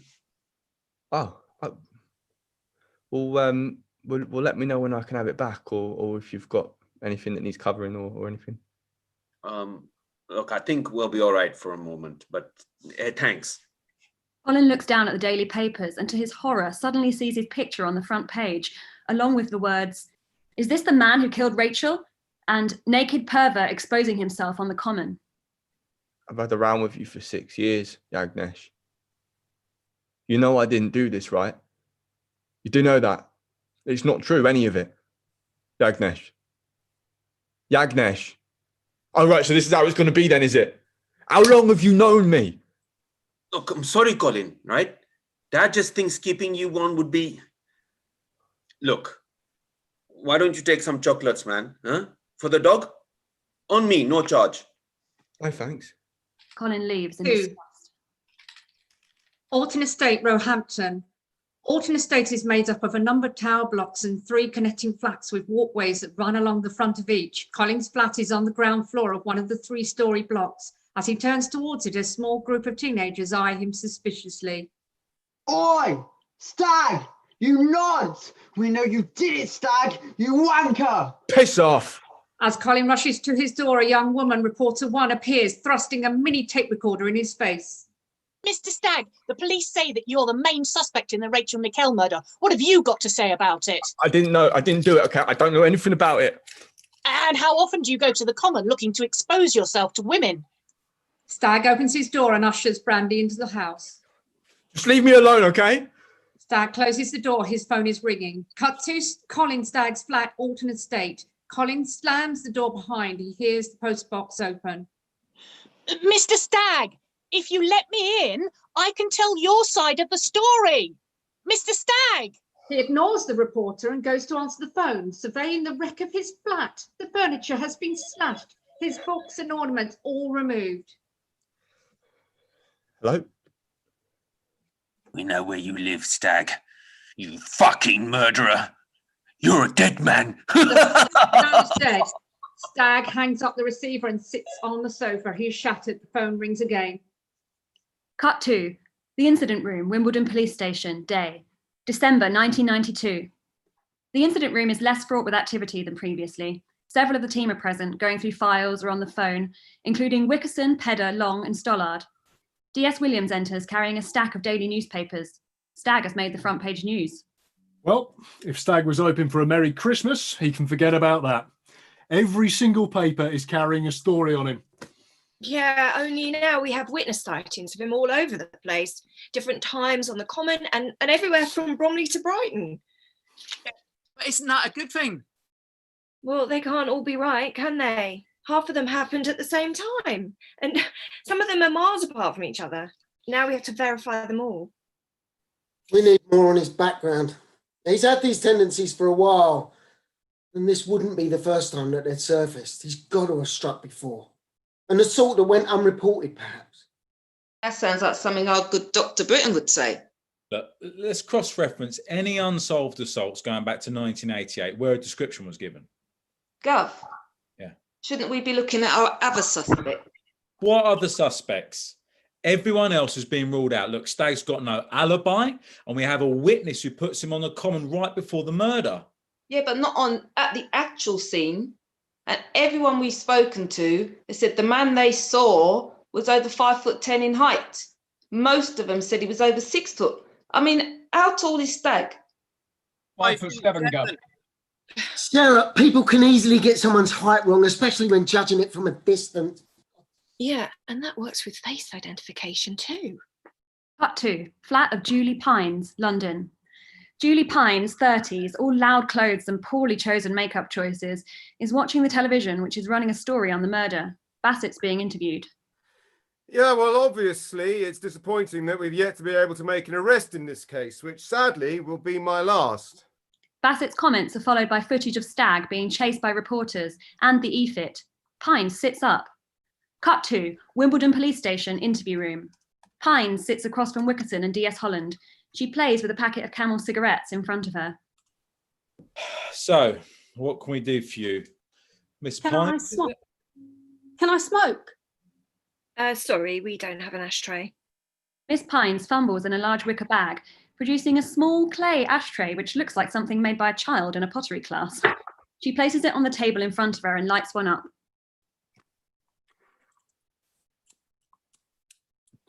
A friend of mine was here the other week.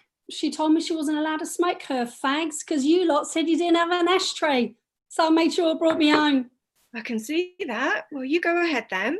I understand, Miss Pines, that you have some information for us on someone you might think's connected to the Rachel Nickell murder. Isn't there a reward or something? I heard there was a reward. Yeah, there is. For information that leads to a conviction for the person responsible. And we understand that you met someone last year who you might think be connected to the inquiry? Yeah, it was through one of them lonely arts things, you know, in the local paper. Not that I need to use one of them, you understand? No, of course not. I don't have to try very hard to get male attention. No, that much is obvious. I got loads of replies, so I had my pick, you know. That Colin wasn't the only one. There was this lovely guy from High Wycombe. He owned a chip shop and he made the most amazing... Miss Pines, Colin, did you say his name was Colin? Yeah, Colin Stagg. Yeah. Let me tell you, I met some right weirdos through that thing. There was this one guy, he wanted me to piss on his back and then... Well, let's just focus on Mr. Stagg if we can for now. Right, well, I exchanged some letters with him, you know, the usual thing, hobbies, favourite colours, all that sort of crap. Oh, but did he say anything unusual, Miss Pines? Oh, yeah. Once he got onto sex, that's what all men want, really, isn't it? I mean, sooner or later, it always turns to that. And they always want something strange from you, like they seem to want a good caning or dressing up like a baby. I mean, whatever happened to dinner and a movie? That's what I want to know. Indeed. Tell us about the sexual content of the letters, please, Miss Pines. Well, he wrote about his fantasies. Now, he wanted to do it outside in the open air, and there was other stuff. I mean, about what he wanted to do to me. Just reminded me of that girl, you know, the girl that was killed. Well, that happened out in the open, didn't it? How many of these letters from Mr. Stagg do you still have in your possession, Miss Pines? All of them. Really? In my bag. Can we see them, please? She intentionally opens her empty box of cigarettes as she goes to look in her bag. Would you look at that? I seem to have run out of cigarettes. Another 20 Camel Lights would be nice. I'm sure Detective Holland won't mind nipping out to get you a pack. No, I'm sure I won't. Cut to Wimbledon Police Station corridor. As DS Holland exits, she meets Pedder in the corridor. Buy her 3 packs of fags. Take her out for bloody dinner if you have to. Just get me those damn letters. So, Rebecca, still got any doubts about Stagg?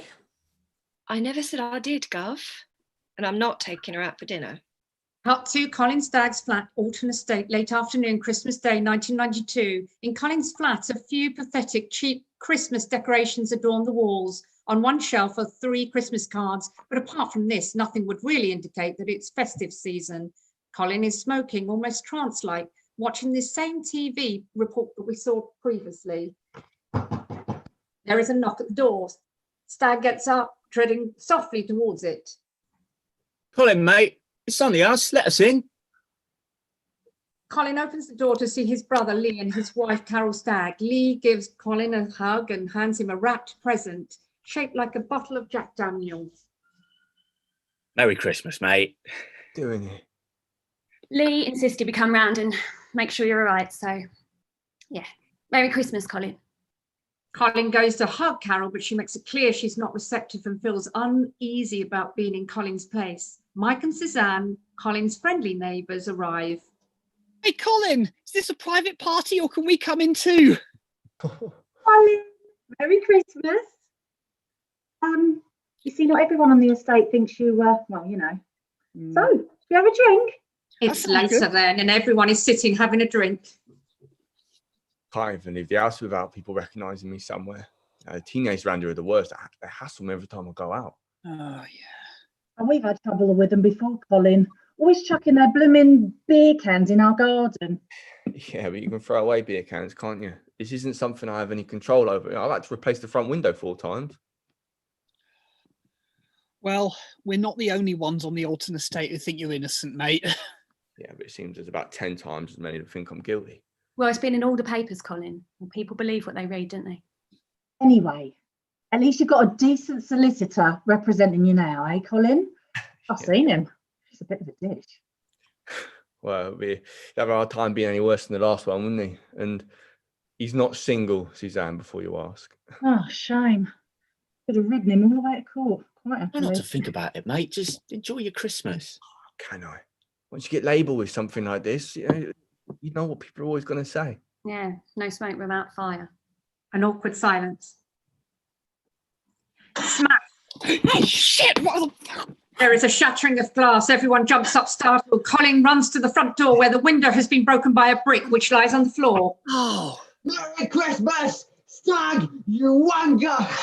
Piss off and leave me alone. Jesus Christ, Colin, you've got to call the police about this! That's what they are, bloody cowards! Lee, take me home, please. Colin, you're calling the police. It's happened before and they said there's nothing they can do. It's going to get better, Cole. When they catch the real killer, you'll see. Yeah, but they're not looking for the real killer, are they? Cut to Paul Britton's office, Leicester, day. Paul Britton, dressed in his usual suit and tie, sits behind his desk reading over a letter, a packet of chocolate biscuits nearby. Sitting opposite him are seated John Bassett, DCI Wickerson and DI Pedder. Britton's office is packed full of books and pictures while framed certificates adorn the walls. Pedder subtly reaches out for a biscuit, but Britton skillfully moves the packet out of his reach without taking his eye off the letter. Well, what do you make of it? Well, there's a good chance that the person who wrote this letter could be your killer.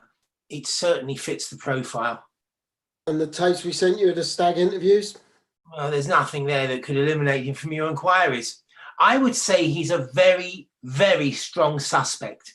Dr. Britton, we want your opinion on an undercover investigation that we're considering.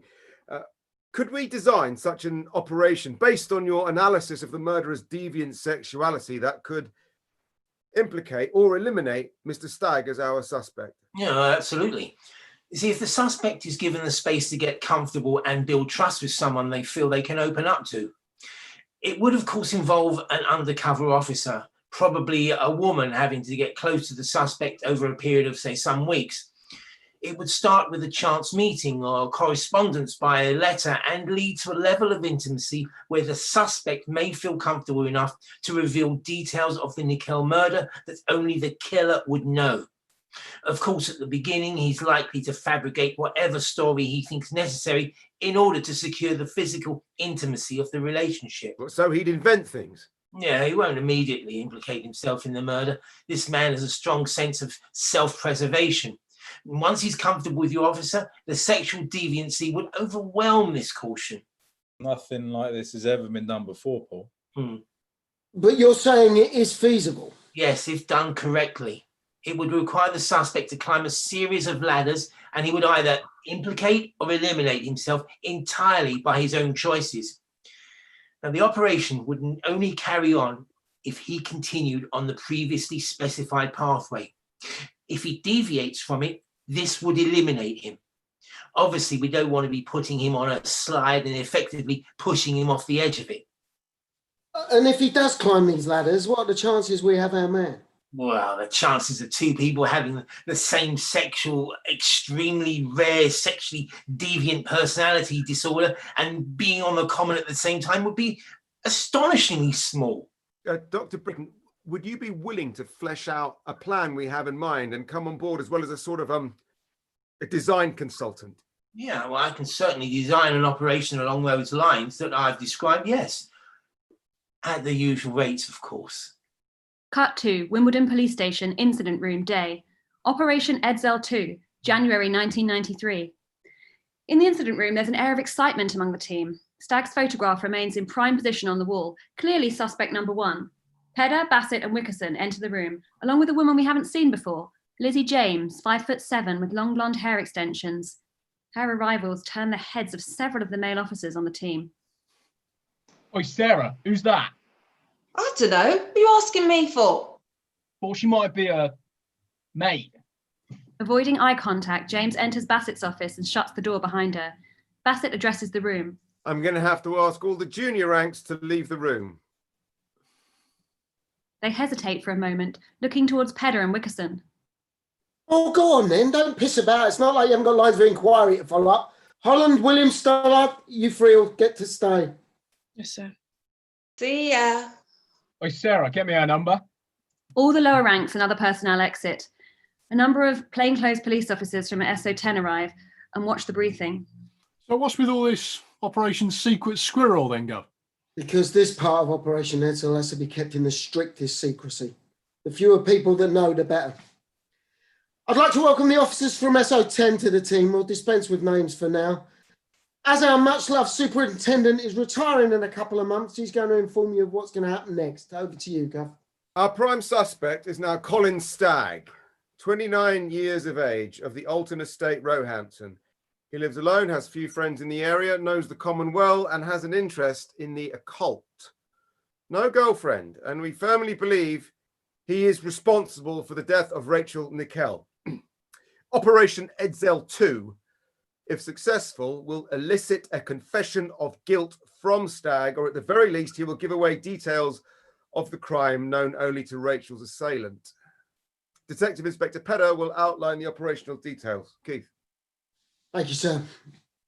Right, as some of you will know, we were contacted by a Miss Julie Pines, whom had corresponded with Stagg previously for a Lonely Hearts Club or a local paper or something years ago.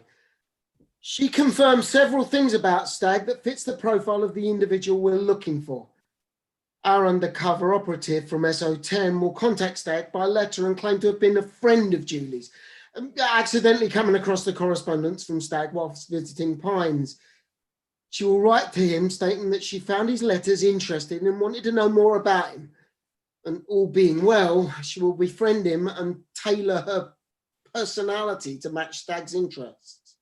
Paul Britton emerges from Bassett's office, drinking a cup of tea and scoffing a chocolate biscuit. Lizzie James re-enters the incident room. Gradually, she will reveal that she was once part of a satanic cult, which, as we know, Stagg has expressed a fascination with in the past. Eventually, she will admit that she has witnessed a murder, giving Stagg the impression that they're on the same mental level, allowing him to open up to her. She will also encourage Stagg to write her letters when he feels more comfortable. He may even put down details of the crime in writing as a form of guilt release or confess verbally. Either way, we'll have our man. As Pedder continues to outline the operation, we see Lizzie being primed by Britton, writing a letter out under his supervision. We show the letter arriving at Stagg's flat, which he quickly opens. Then we cut back to the station at the end of the briefing. Any questions? Yes. Has this been approved from up top, sir? Yes. From the CPS all the way through to the highest level at Scotland Yard. How will Stagg be able to communicate with her, sir? Cuts to a shot of Stagg sitting on his sofa, opening the letter and reading it with a look of surprise. Initially, only by post. We have a residential address we can use for letters. The officer will tell Stagg that she is in the process of changing jobs and staying with friends. Once a relationship has been established, we will have a dedicated phone line that Stagg can call at certain times. If all goes well, eventually they'll meet face to face. Sir, what's the plan for surveillance and protection for the officer when she meets Stagg? Yeah, Gov. I mean, couldn't get him to open up about the crime result in some kind of psychopathic episode. Anything could happen, especially if he has the traits that Mr. Britton claims. Dr. Britton. That Dr. Britton says, this personality disturbance thing. We're going to restrict actual face-to-face meetings to public places. And whenever she meets Stagg, well, she'll be under observation the whole time. And the reason you got to stay behind is because I want some of my own people on the ops team. Can't have SO19 and SO10 have all the fun now, can we? Yeah, but Gov, Nickell's murder took place in daylight, sir, in a public area. The murderer took a huge risk then. What makes us so sure we won't be equally daring this time? You know, Wimbledon Common is still an environment of opportunity, and obviously one arose. It's not the same as a cafe in a park located, it's just not the same. Stagg is too clever to try anything in public. This is not the way he works. Once she's established a relationship with Stagg, we'll keep face-to-face meetings to a minimum and encourage Stagg to write to her as often as possible. Keeping him on the hook with your operative and always wanting more. It is essential that this operation is run hand in glove with Dr. Britton. Absolutely. What's the name the officer will be using for the operation? Female officer with the blonde hair steps forward. Lizzie James. I think I'd confess to anything to get my leg over with her. You don't stand a chance. Lizzie, would you read out the first letter that we have sent to Mr. Stagg, please? Dear Colin, I hope you're not offended by this intrusion, but I feel like I've known you for years. You may remember a while back you wrote to an old friend of mine, Julie, and a little old-fashioned in her outlook, if you know what I mean. When I was staying with her while she was out, I read one of your letters with great interest, and it's been on my mind greatly. I can't stop thinking about you. I would be very interested in getting to know you and writing again. Like Julie, I am divorced, and I've had my fill of share of one-way relationships. I would appreciate if you didn't let Julie. Oh, that I've written to you as my friendship with her Has now dwindled. To Colin Stagg's garden day. Colin and Lizzie's voices overlap briefly as Colin reads the letter out to his brothers Lee. I am 5'8", blonde, and aged 30. She sounds like a bit of all right. I have taken accommodation address in London while I am moving, so you can contact me there, and I am in London about twice a week. I hope you're not upset by this letter, and I look forward to hearing from you soon. What do you think? I wouldn't be too upset if I got a letter like this. Who is this Julie Pines person? I can't remember. It's someone I've written in the Lonely Arts has or something. Well, maybe this Lizzie James put two and two together when she saw you on the telly. I mean, some women find that sort of thing attractive. Do they? I mean, she ain't going to think much of me then. I'd rather she didn't know anything about it, to be honest. She didn't mention it in the letter. I just want to start afresh, you know, with a nice girl. Maybe this is her. You got nothing to lose by writing to her. And anyway, you ain't heard from the police in ages, have you? So maybe they've actually worked out you're innocent and they're finally looking for the real killer. I hope so. At least they've agreed to lift my bail restrictions. See? Pretty soon people are going to forget, bruv. And when they do catch a real killer, you are going to be getting apologies from people all over the estate. Oh, well, that's two things people around here don't do. Apologise and forget. Cut to Wimbledon Police Station, incident room, day. Keith Pedder enters looking triumphant, holding a sealed transparent evidence bag containing a handwritten letter. Yes, we've got a result, everyone. Stagg's made contact. Now, KP's passing everyone a copy of the first letter. Please make sure you all read it. Thank you. Pedder is passing round copies to the squad in the incident room. WPC Stollard and DS Holland read through it together. I'm painfully lonely. God, he sounds really sad, doesn't he? He does mention his nude sunbathing here, sir. Cut to Britton's office, Leicester. We cut to Britton speaking on the phone, responding to the last comment. Stagg's letter is in front of him. See, the mention of nudity is him testing the water, really, to see how Lizzie will react. The same with this other line further down. I don't like closed-minded people. And here he already expresses his desire to get to know her more intimately. So let's take him there. Cut to Bassett's office, Wimbledon Police Station. Britton's on speakerphone and Bassett, Pedder and Lizzie James are listening in as James makes notes on Britton's advice. Thank him for writing back to you. Compliment him on his comments. Tell him you feel like you know him. Britton's voice and that of Lizzie narrating the letter begin to overlap as we fade into the next scene. Cut to Richmond Park. Colin is reading the letter in the park.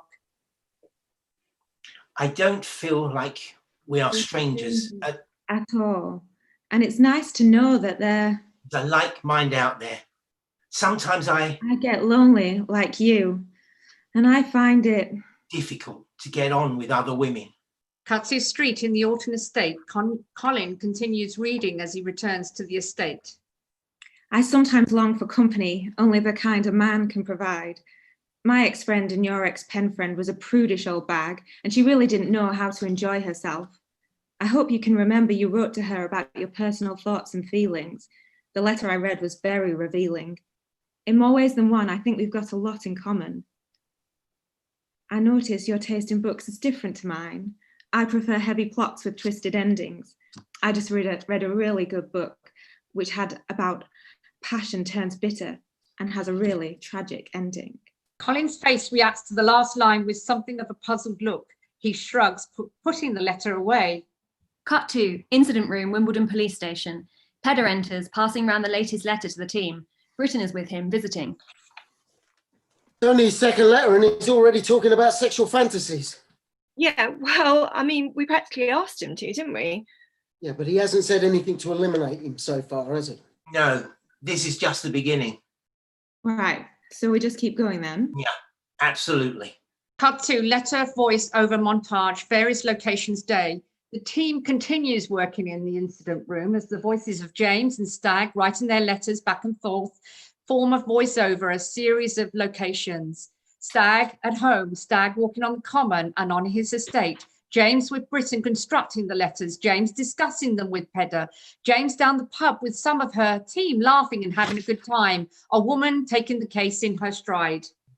Tell me about your feelings and fantasies and what you would like to do when we're together, if you know what I mean. I enclose a recent picture of me, which I hope won't scare you off. Happy Valentine's, Colin.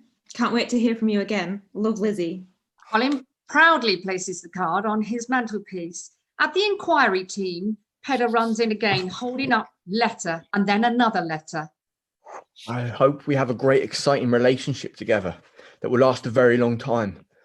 I would love for you to come and visit me sometime, but if you're wary, then please bring a friend if you want. I can't wait to see you. Here's my photo, Colin. I hope you like it. And I'm sure we will meet soon. Stagg arrives home to his flat, noting for a sale sign on the flat next door. His neighbours are moving out. Colin shrugs and goes inside to find another letter. Cut to Stagg's flat, Alton Estate. Colin opens a letter to reveal a photograph of Lizzie. She looks very glamorous, glancing over her shoulder, which partly obscures her face. Oh, marry this woman. Your letters were certainly very enlightening, Colin, and I did enjoy reading them. Your first one was so real, I could almost feel you sat astride me. James's voice overlaps into Paul Britain's voice. It is clear he is wording the letters for her. Cut to Britain's office, Leicester. Brixton sits there writing out the latest letter. You really write well. I bet this is just the tip of the iceberg when it comes to your thoughts. I'm sure your fantasies know no bounds, and you are as broad-minded and uninhibited as me. I can't wait for your next letter. You have a clever mind and you're a brilliant storyteller. I can't wait to get your letter in my little handies. Stagg replies. Dearest Lizzie, thank you so much for your letter.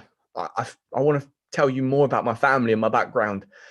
I think my life has been pretty boring and I don't go out very much, but I do have interests, especially in history. Stagg's voice overlaps with his own dialogue, so it's clear we're only hearing edited portions of this letter. You are really beautiful, Lizzie.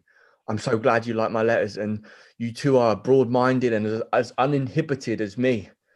I can't wait to read your fantasies. I enclose another treat for you. Cut to incident room, Wimbledon Police Station.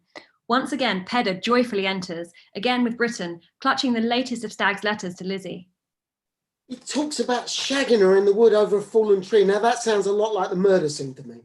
He's recreating the scene. He's entering her from behind and everything, eh? What? Not got round to that one yet. You purely a missionary man.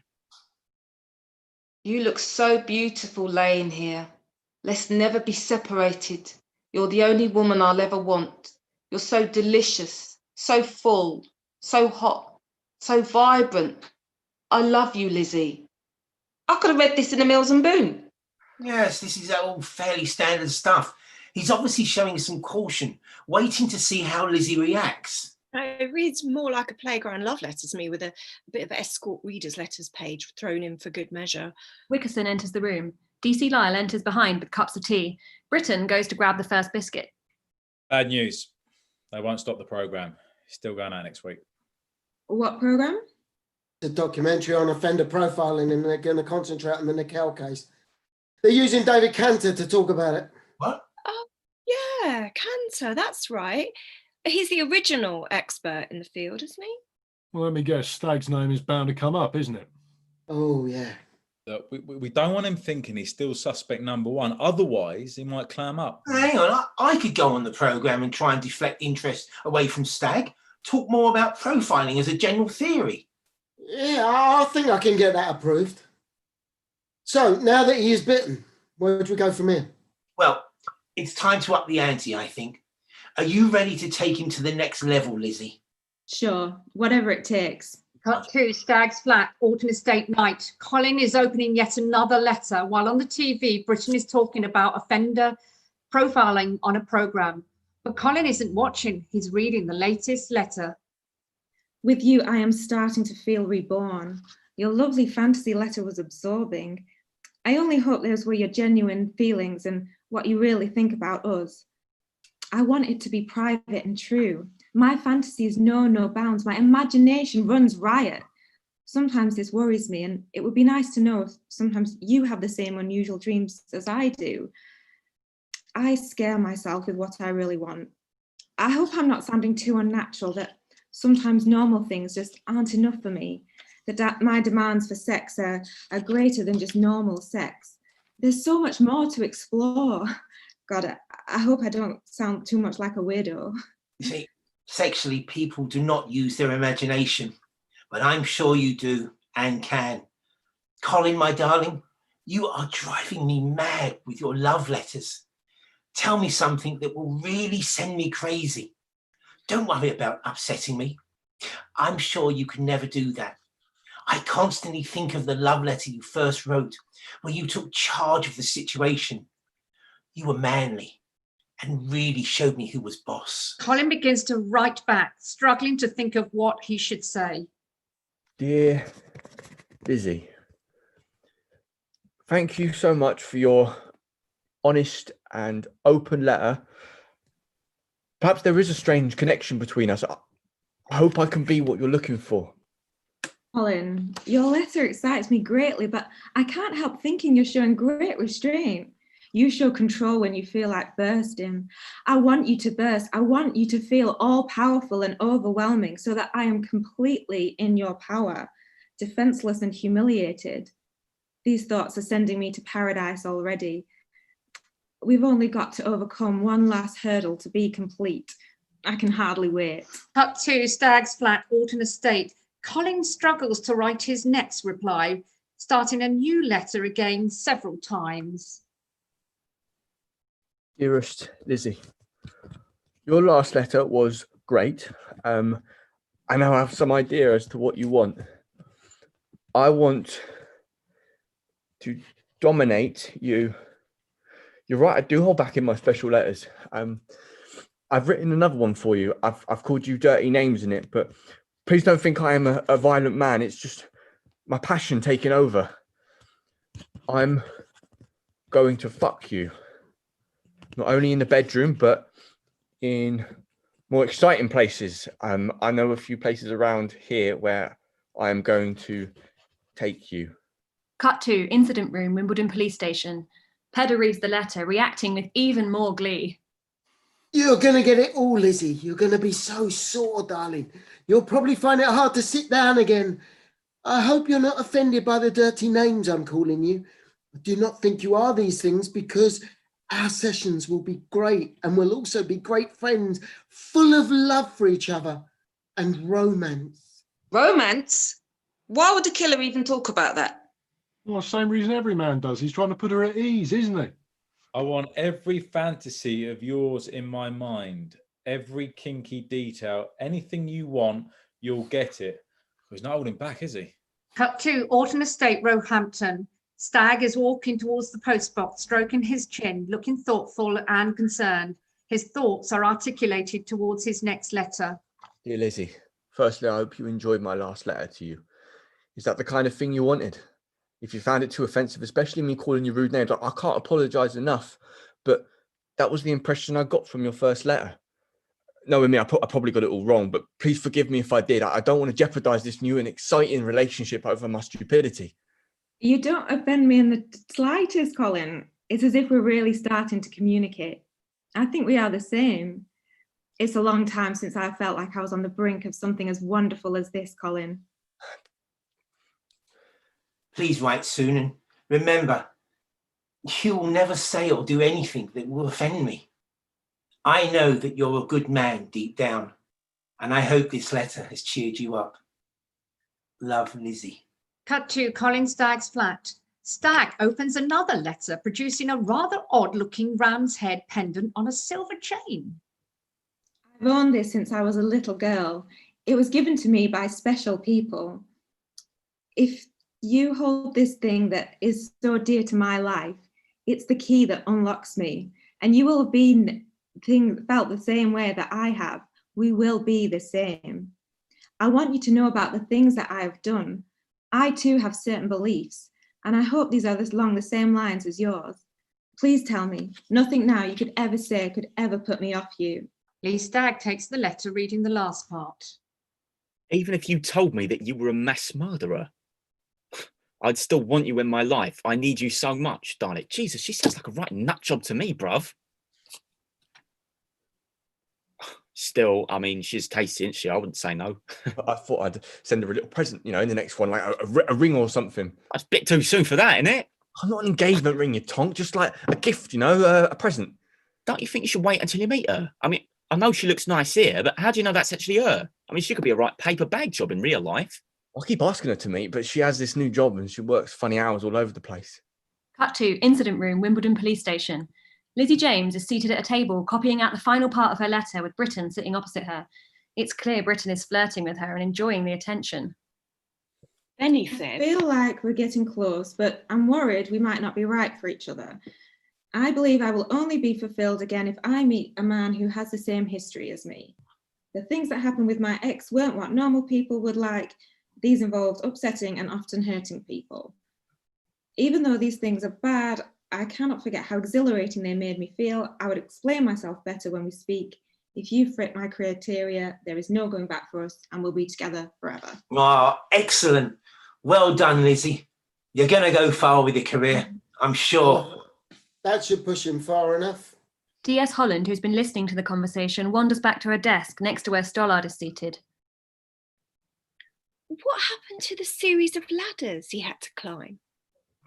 You wouldn't know he was married, would you? So what now, Paul? Well, if he increases his focus on physically and sexually violent fantasies, that will eventually lead him to describing the most serious kind of assault. He may even, say, disclose his guilt. Cut to Stagg's flat, Alton Estate. Colin is sitting writing his latest letter, but looks confused and a little upset, struggling with the narrative of the correspondence. You said in your last letter that you and that man used to enjoy hurting and upsetting people. I do not understand. Do you mean physically, mentally, or emotionally? Please explain, because I too want to live a quiet life. If I've disappointed you, please do not dump me. Nothing like this has ever happened to me before. I do not want to lose you. I need you, Lizzie. Cut to incident room, Wimbledon Police Station. Lizzie James is with Pedder in the office talking to Bassett. In the foreground are the other members of the team discussing the latest letter. Benny says, I want to instill those old feelings you so much yearn for, but I still do not know what you want in this relationship, Lizzie. So please, darling, tell me. Love, Colin. It does sound a bit like With the Blind leading the partially sighted. What do you think, Mandy? Do you think he's really the killer? It doesn't matter what I think. No one's going to listen to me. I'm happy to leave those conclusions to those in the higher ranks. He's the killer. He's got to be. Yeah, I agree. It's got to be him. Stagg did it. Rebecca, what do you think? Look, I'm not a trained psychologist, but this sounds like a lonely guy who wants to get his leg over to me. As to if he killed Rachel, I don't know. Pedder emerges from the office. Okay, everyone, listen up. We've given Stagg a time to make contact by phone. He's been told that Lizzie is cat-sitting for a friend at set times each week, and he can call her there. We'll be listening into the call from here. As Pedder speaks, we cut into a shot of a nervous-looking Colin ambling up to the phone box on the edge of the estate. As before, he passes people in the street who stop and stare at him, exchanging hushed whispers. Cut to phone box, Alton Estate, April the 20th, 1993. Colin nervously dials the phone number that he reads off his latest letter. The phone rings. He waits, trembling. Pedder, Wickerson and Britton are all listening in on a dedicated phone line. Hello? Is this Lizzie? Yeah, is that Colin? Yeah. How are you? Great. And you? Yeah, good. Sorry, I'm not very good at this sort of thing. But it's really nice to finally hear your voice. Yours too. It's exactly as I imagined. And thanks for all the letters. Are you going to send me more of them? Sure, if that's what you want. It's so nice to finally meet someone who's been through the same things as me and has the same thoughts and feelings like I do. Yeah, I suppose we do have a lot in common, don't we? Mm-hmm. Some terrible things have happened in my life too. It was awful, and people on the estate, they spread awful rumours about me, and they still do. But why is that then? Well, something terrible happened around here, and I was suspected of it, like I said. And like I said, I'll tell you about it in the next letter, yeah? But like I told everyone else, I never did it. Cut back to the incident room. The team are still listening in when DC Long calls Pedder over to his phone. Boss, phone. It's the top brass. So, how about we meet next week in Hyde Park for a picnic? Really? Yeah, that would be great. Or you could come over here. We cut back to Stagg again. Well, Hyde Park would be easier for me. Why don't I call you on Friday and we can sort out a time, yeah? Okay then. But make sure you send me that letter. Remember, don't hold back. Okay, I won't. I can't wait to see you. I've never felt like this about anyone before in my life. Stagg looks like a lovesick puppy. Cut to Pedder's office. Neither have I. Bye, Colin. Lizzie slowly hangs up the phone. Right. I think we'd better spend the next couple of days getting you ready, hadn't we? Wickerson and Pedder appear at the door. Well done. Great job. Well, it's what I'm paid to do. This case is a breeze after going undercover with gangs, believe me. Cut to on the balcony outside Stagg's flat, evening. Arriving back at his flat, Colin passes a man and a woman carrying in boxes next door. Cheryl and Richard, both in their 40s. Colin immediately steps in to assist them. Here, let me take those for you. Oh, thank you, love. Here you go. Cheers, mate. Hey, do you live around here, do you? Yeah, right next door, actually. You're dead! You're dead! No way, man! Two young boys playing go running past and dive into Richard and Cheryl's door. I got in first. Dad, he took my toy again. Oi! You two, pack it in. God's sake, come and give your dad a hand. Who'll have kids, eh? Sorry, love. It was nice to meet you. I'm Cheryl, by the way. And I'm Richard, and these are the brats. Colin. They shake hands. Cut to incident room, Wimbledon Police Station. All of the team are quietly reading a 2-page document that Wickerson has just handed around, the latest letter after the phone call from Colin to Lizzie. Security on the operation is lax, as most of the inquiry team are now aware of the undercover operation. Absent from the room are Pedder and James herself. He tells her about the Nickell murder and his arrest, I see. Yeah, I told you would eventually. Yeah, but he doesn't admit to it though, does he? Well, he's not likely to on paper, is he? He's too smart for that. Gov, he says I am not the murderer. He denies it again on the second page, Gov, and again towards the bottom. Has Inspector Pedder seen this yet, sir? Yeah, it's been faxed to him. He's in Leicester with our Miss James now. He's going through the letter with Paul Britton. I am easy prey for anything like this. Well, he sure got that bit right, hasn't he? I need someone, Lizzie. I'm so desperately lonely. I need to be hugged. I need the warmth and love of a good woman. The world seems colder and darker than... He sounds suicidal. Oh, wouldn't be such a bad thing, would it? One less pervert for us to worry about. Well, it would save us a great deal of time. Believe me, Lizzie, I am innocent. I'll make it 5 times. Yeah, guaranteed to get a conviction with this, aren't we? Oh, once he meets her, he'll confess. In fact, I'm starting a pool. Who wants in? Yeah, I'll put down a £5. Confession by the second meeting. Oh, yeah, put me down for 100. Second meet. Other officers reach for their wallets. Cut to the balcony outside Stagg's flat. Colin's walking back, carrying 2 bags of Tesco shopping when he's spotted by a group of teenagers. Oi, Stag, you wanker! Stag turns and is pelted with a barrage of eggs, one of which catches him on his jacket. He drops his shopping and chases the youths, but they run off laughing. He comes back to his bags only to find one of them split with its contents strewn all around concrete. As he salvages his shopping, he is joined by Richard, who helps gather his things. Cheryl watches from the balcony. Looks like it's my turn to give you a hand now then, Colin. Thanks. Blooming toe rags. Surprised you want to be seen with me. We know who you are, mate. One of your friendly neighbours told us before we moved in, you know, when we were just looking over the place.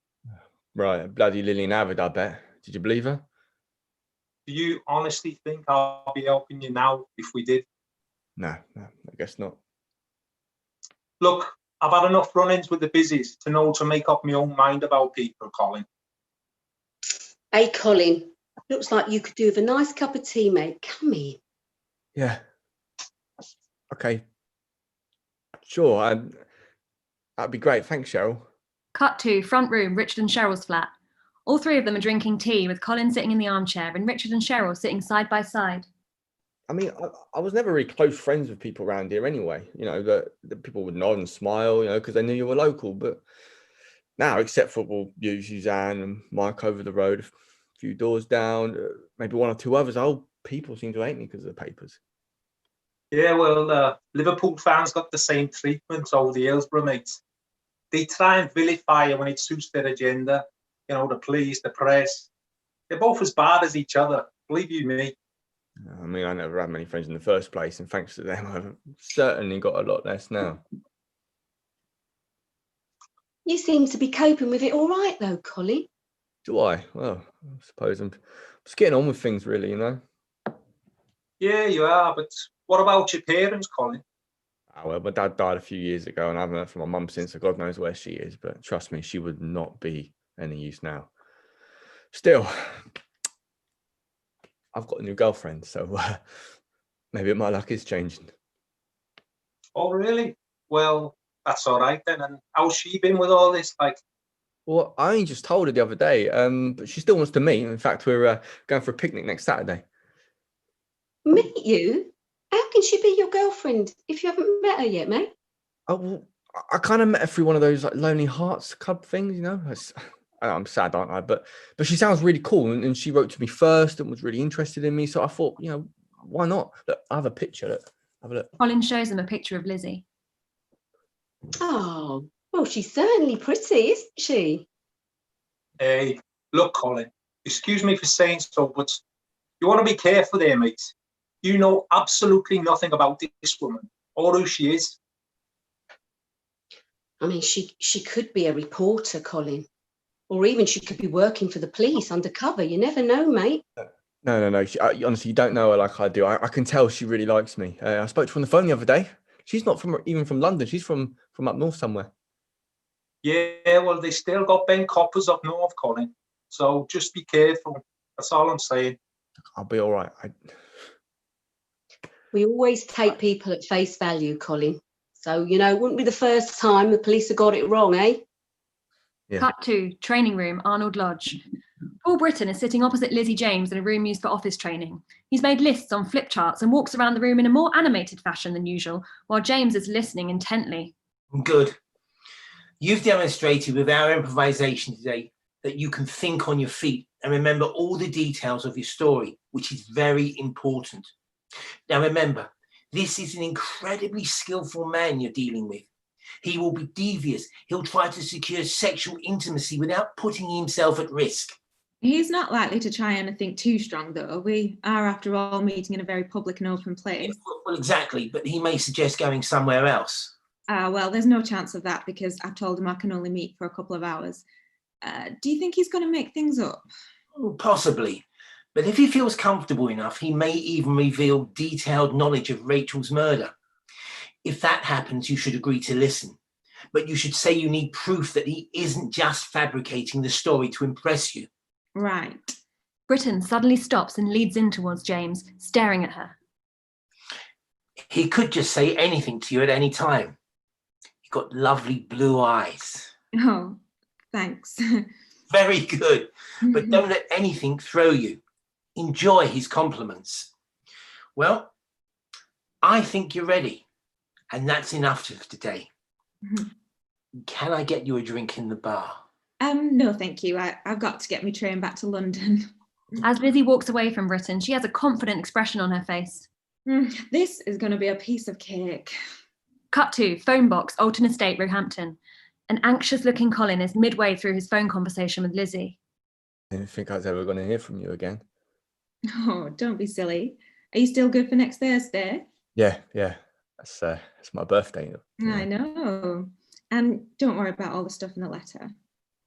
I was worried about telling you, obviously, you know. Well, don't be. You know, your last letter, well, Colin, it wouldn't matter to me even if you had killed Rachel Nickell. In fact, in some ways, it would make it easier because I've got something to tell you. There's a pause in Lizzie's dialogue. Smash cut to incident room, Wimbledon Police Station. You could hear a pin drop in the room as the whole team wait for Stagg's reply. Both voices are on a speakerphone. When it's clear Colin's not going to speak, James speaks again. I'll tell you on Thursday, but it will make you realise that fate has brought us together. Pedder looks very disappointed. Right. But you do know I'm innocent of everything to do with that, right? Well, the things you're into, I haven't done anything like that before, you know. I was wondering if you were thinking perhaps we wouldn't hit it off. Your last letter was very interesting. God knows what your next one's going to be like, Colin. Yeah, but that was just a fantasy. You know, I'm not into real violence. I could never actually hurt you. I think all life is sacred. Oh, well, I hope you're not going to be too shocked by what I've got to tell you on Thursday. I'm a bit worried now. Some of the things that I've been through have made me a bit different sexually. I've been trying to guess what it is in my letters, but every time I think I've got it, you're giving the impression that I'm getting it wrong. Well, when we meet face to face, we can talk about it then, Colin. Yeah, don't worry. I still can't wait to see you on Thursday. Smash cut to incident room. See you then. Bye. James hangs up. The team breathe a sigh of relief. Well done, Lizzie. You handled that perfectly. Looks like we're a go for Thursday then. We're going to get this guy. I can feel it. Yeah, I'll set out with SO10. Look, well done, everyone. Here, should we go have a drink at the Alex, Keith? Sounds great, Gov. Come on. DS Holland and WPC Stollard talk amongst themselves. Do you think she'll get a confession out of him? I think when Stagg sees her coming towards him, he's going to be putty in her hands. I mean, I'd admit to anything to get her in the sack. Yeah. I think that's the problem. Fade to black. End of episode 2. Come back at the same time next week for episodes 3 and 4.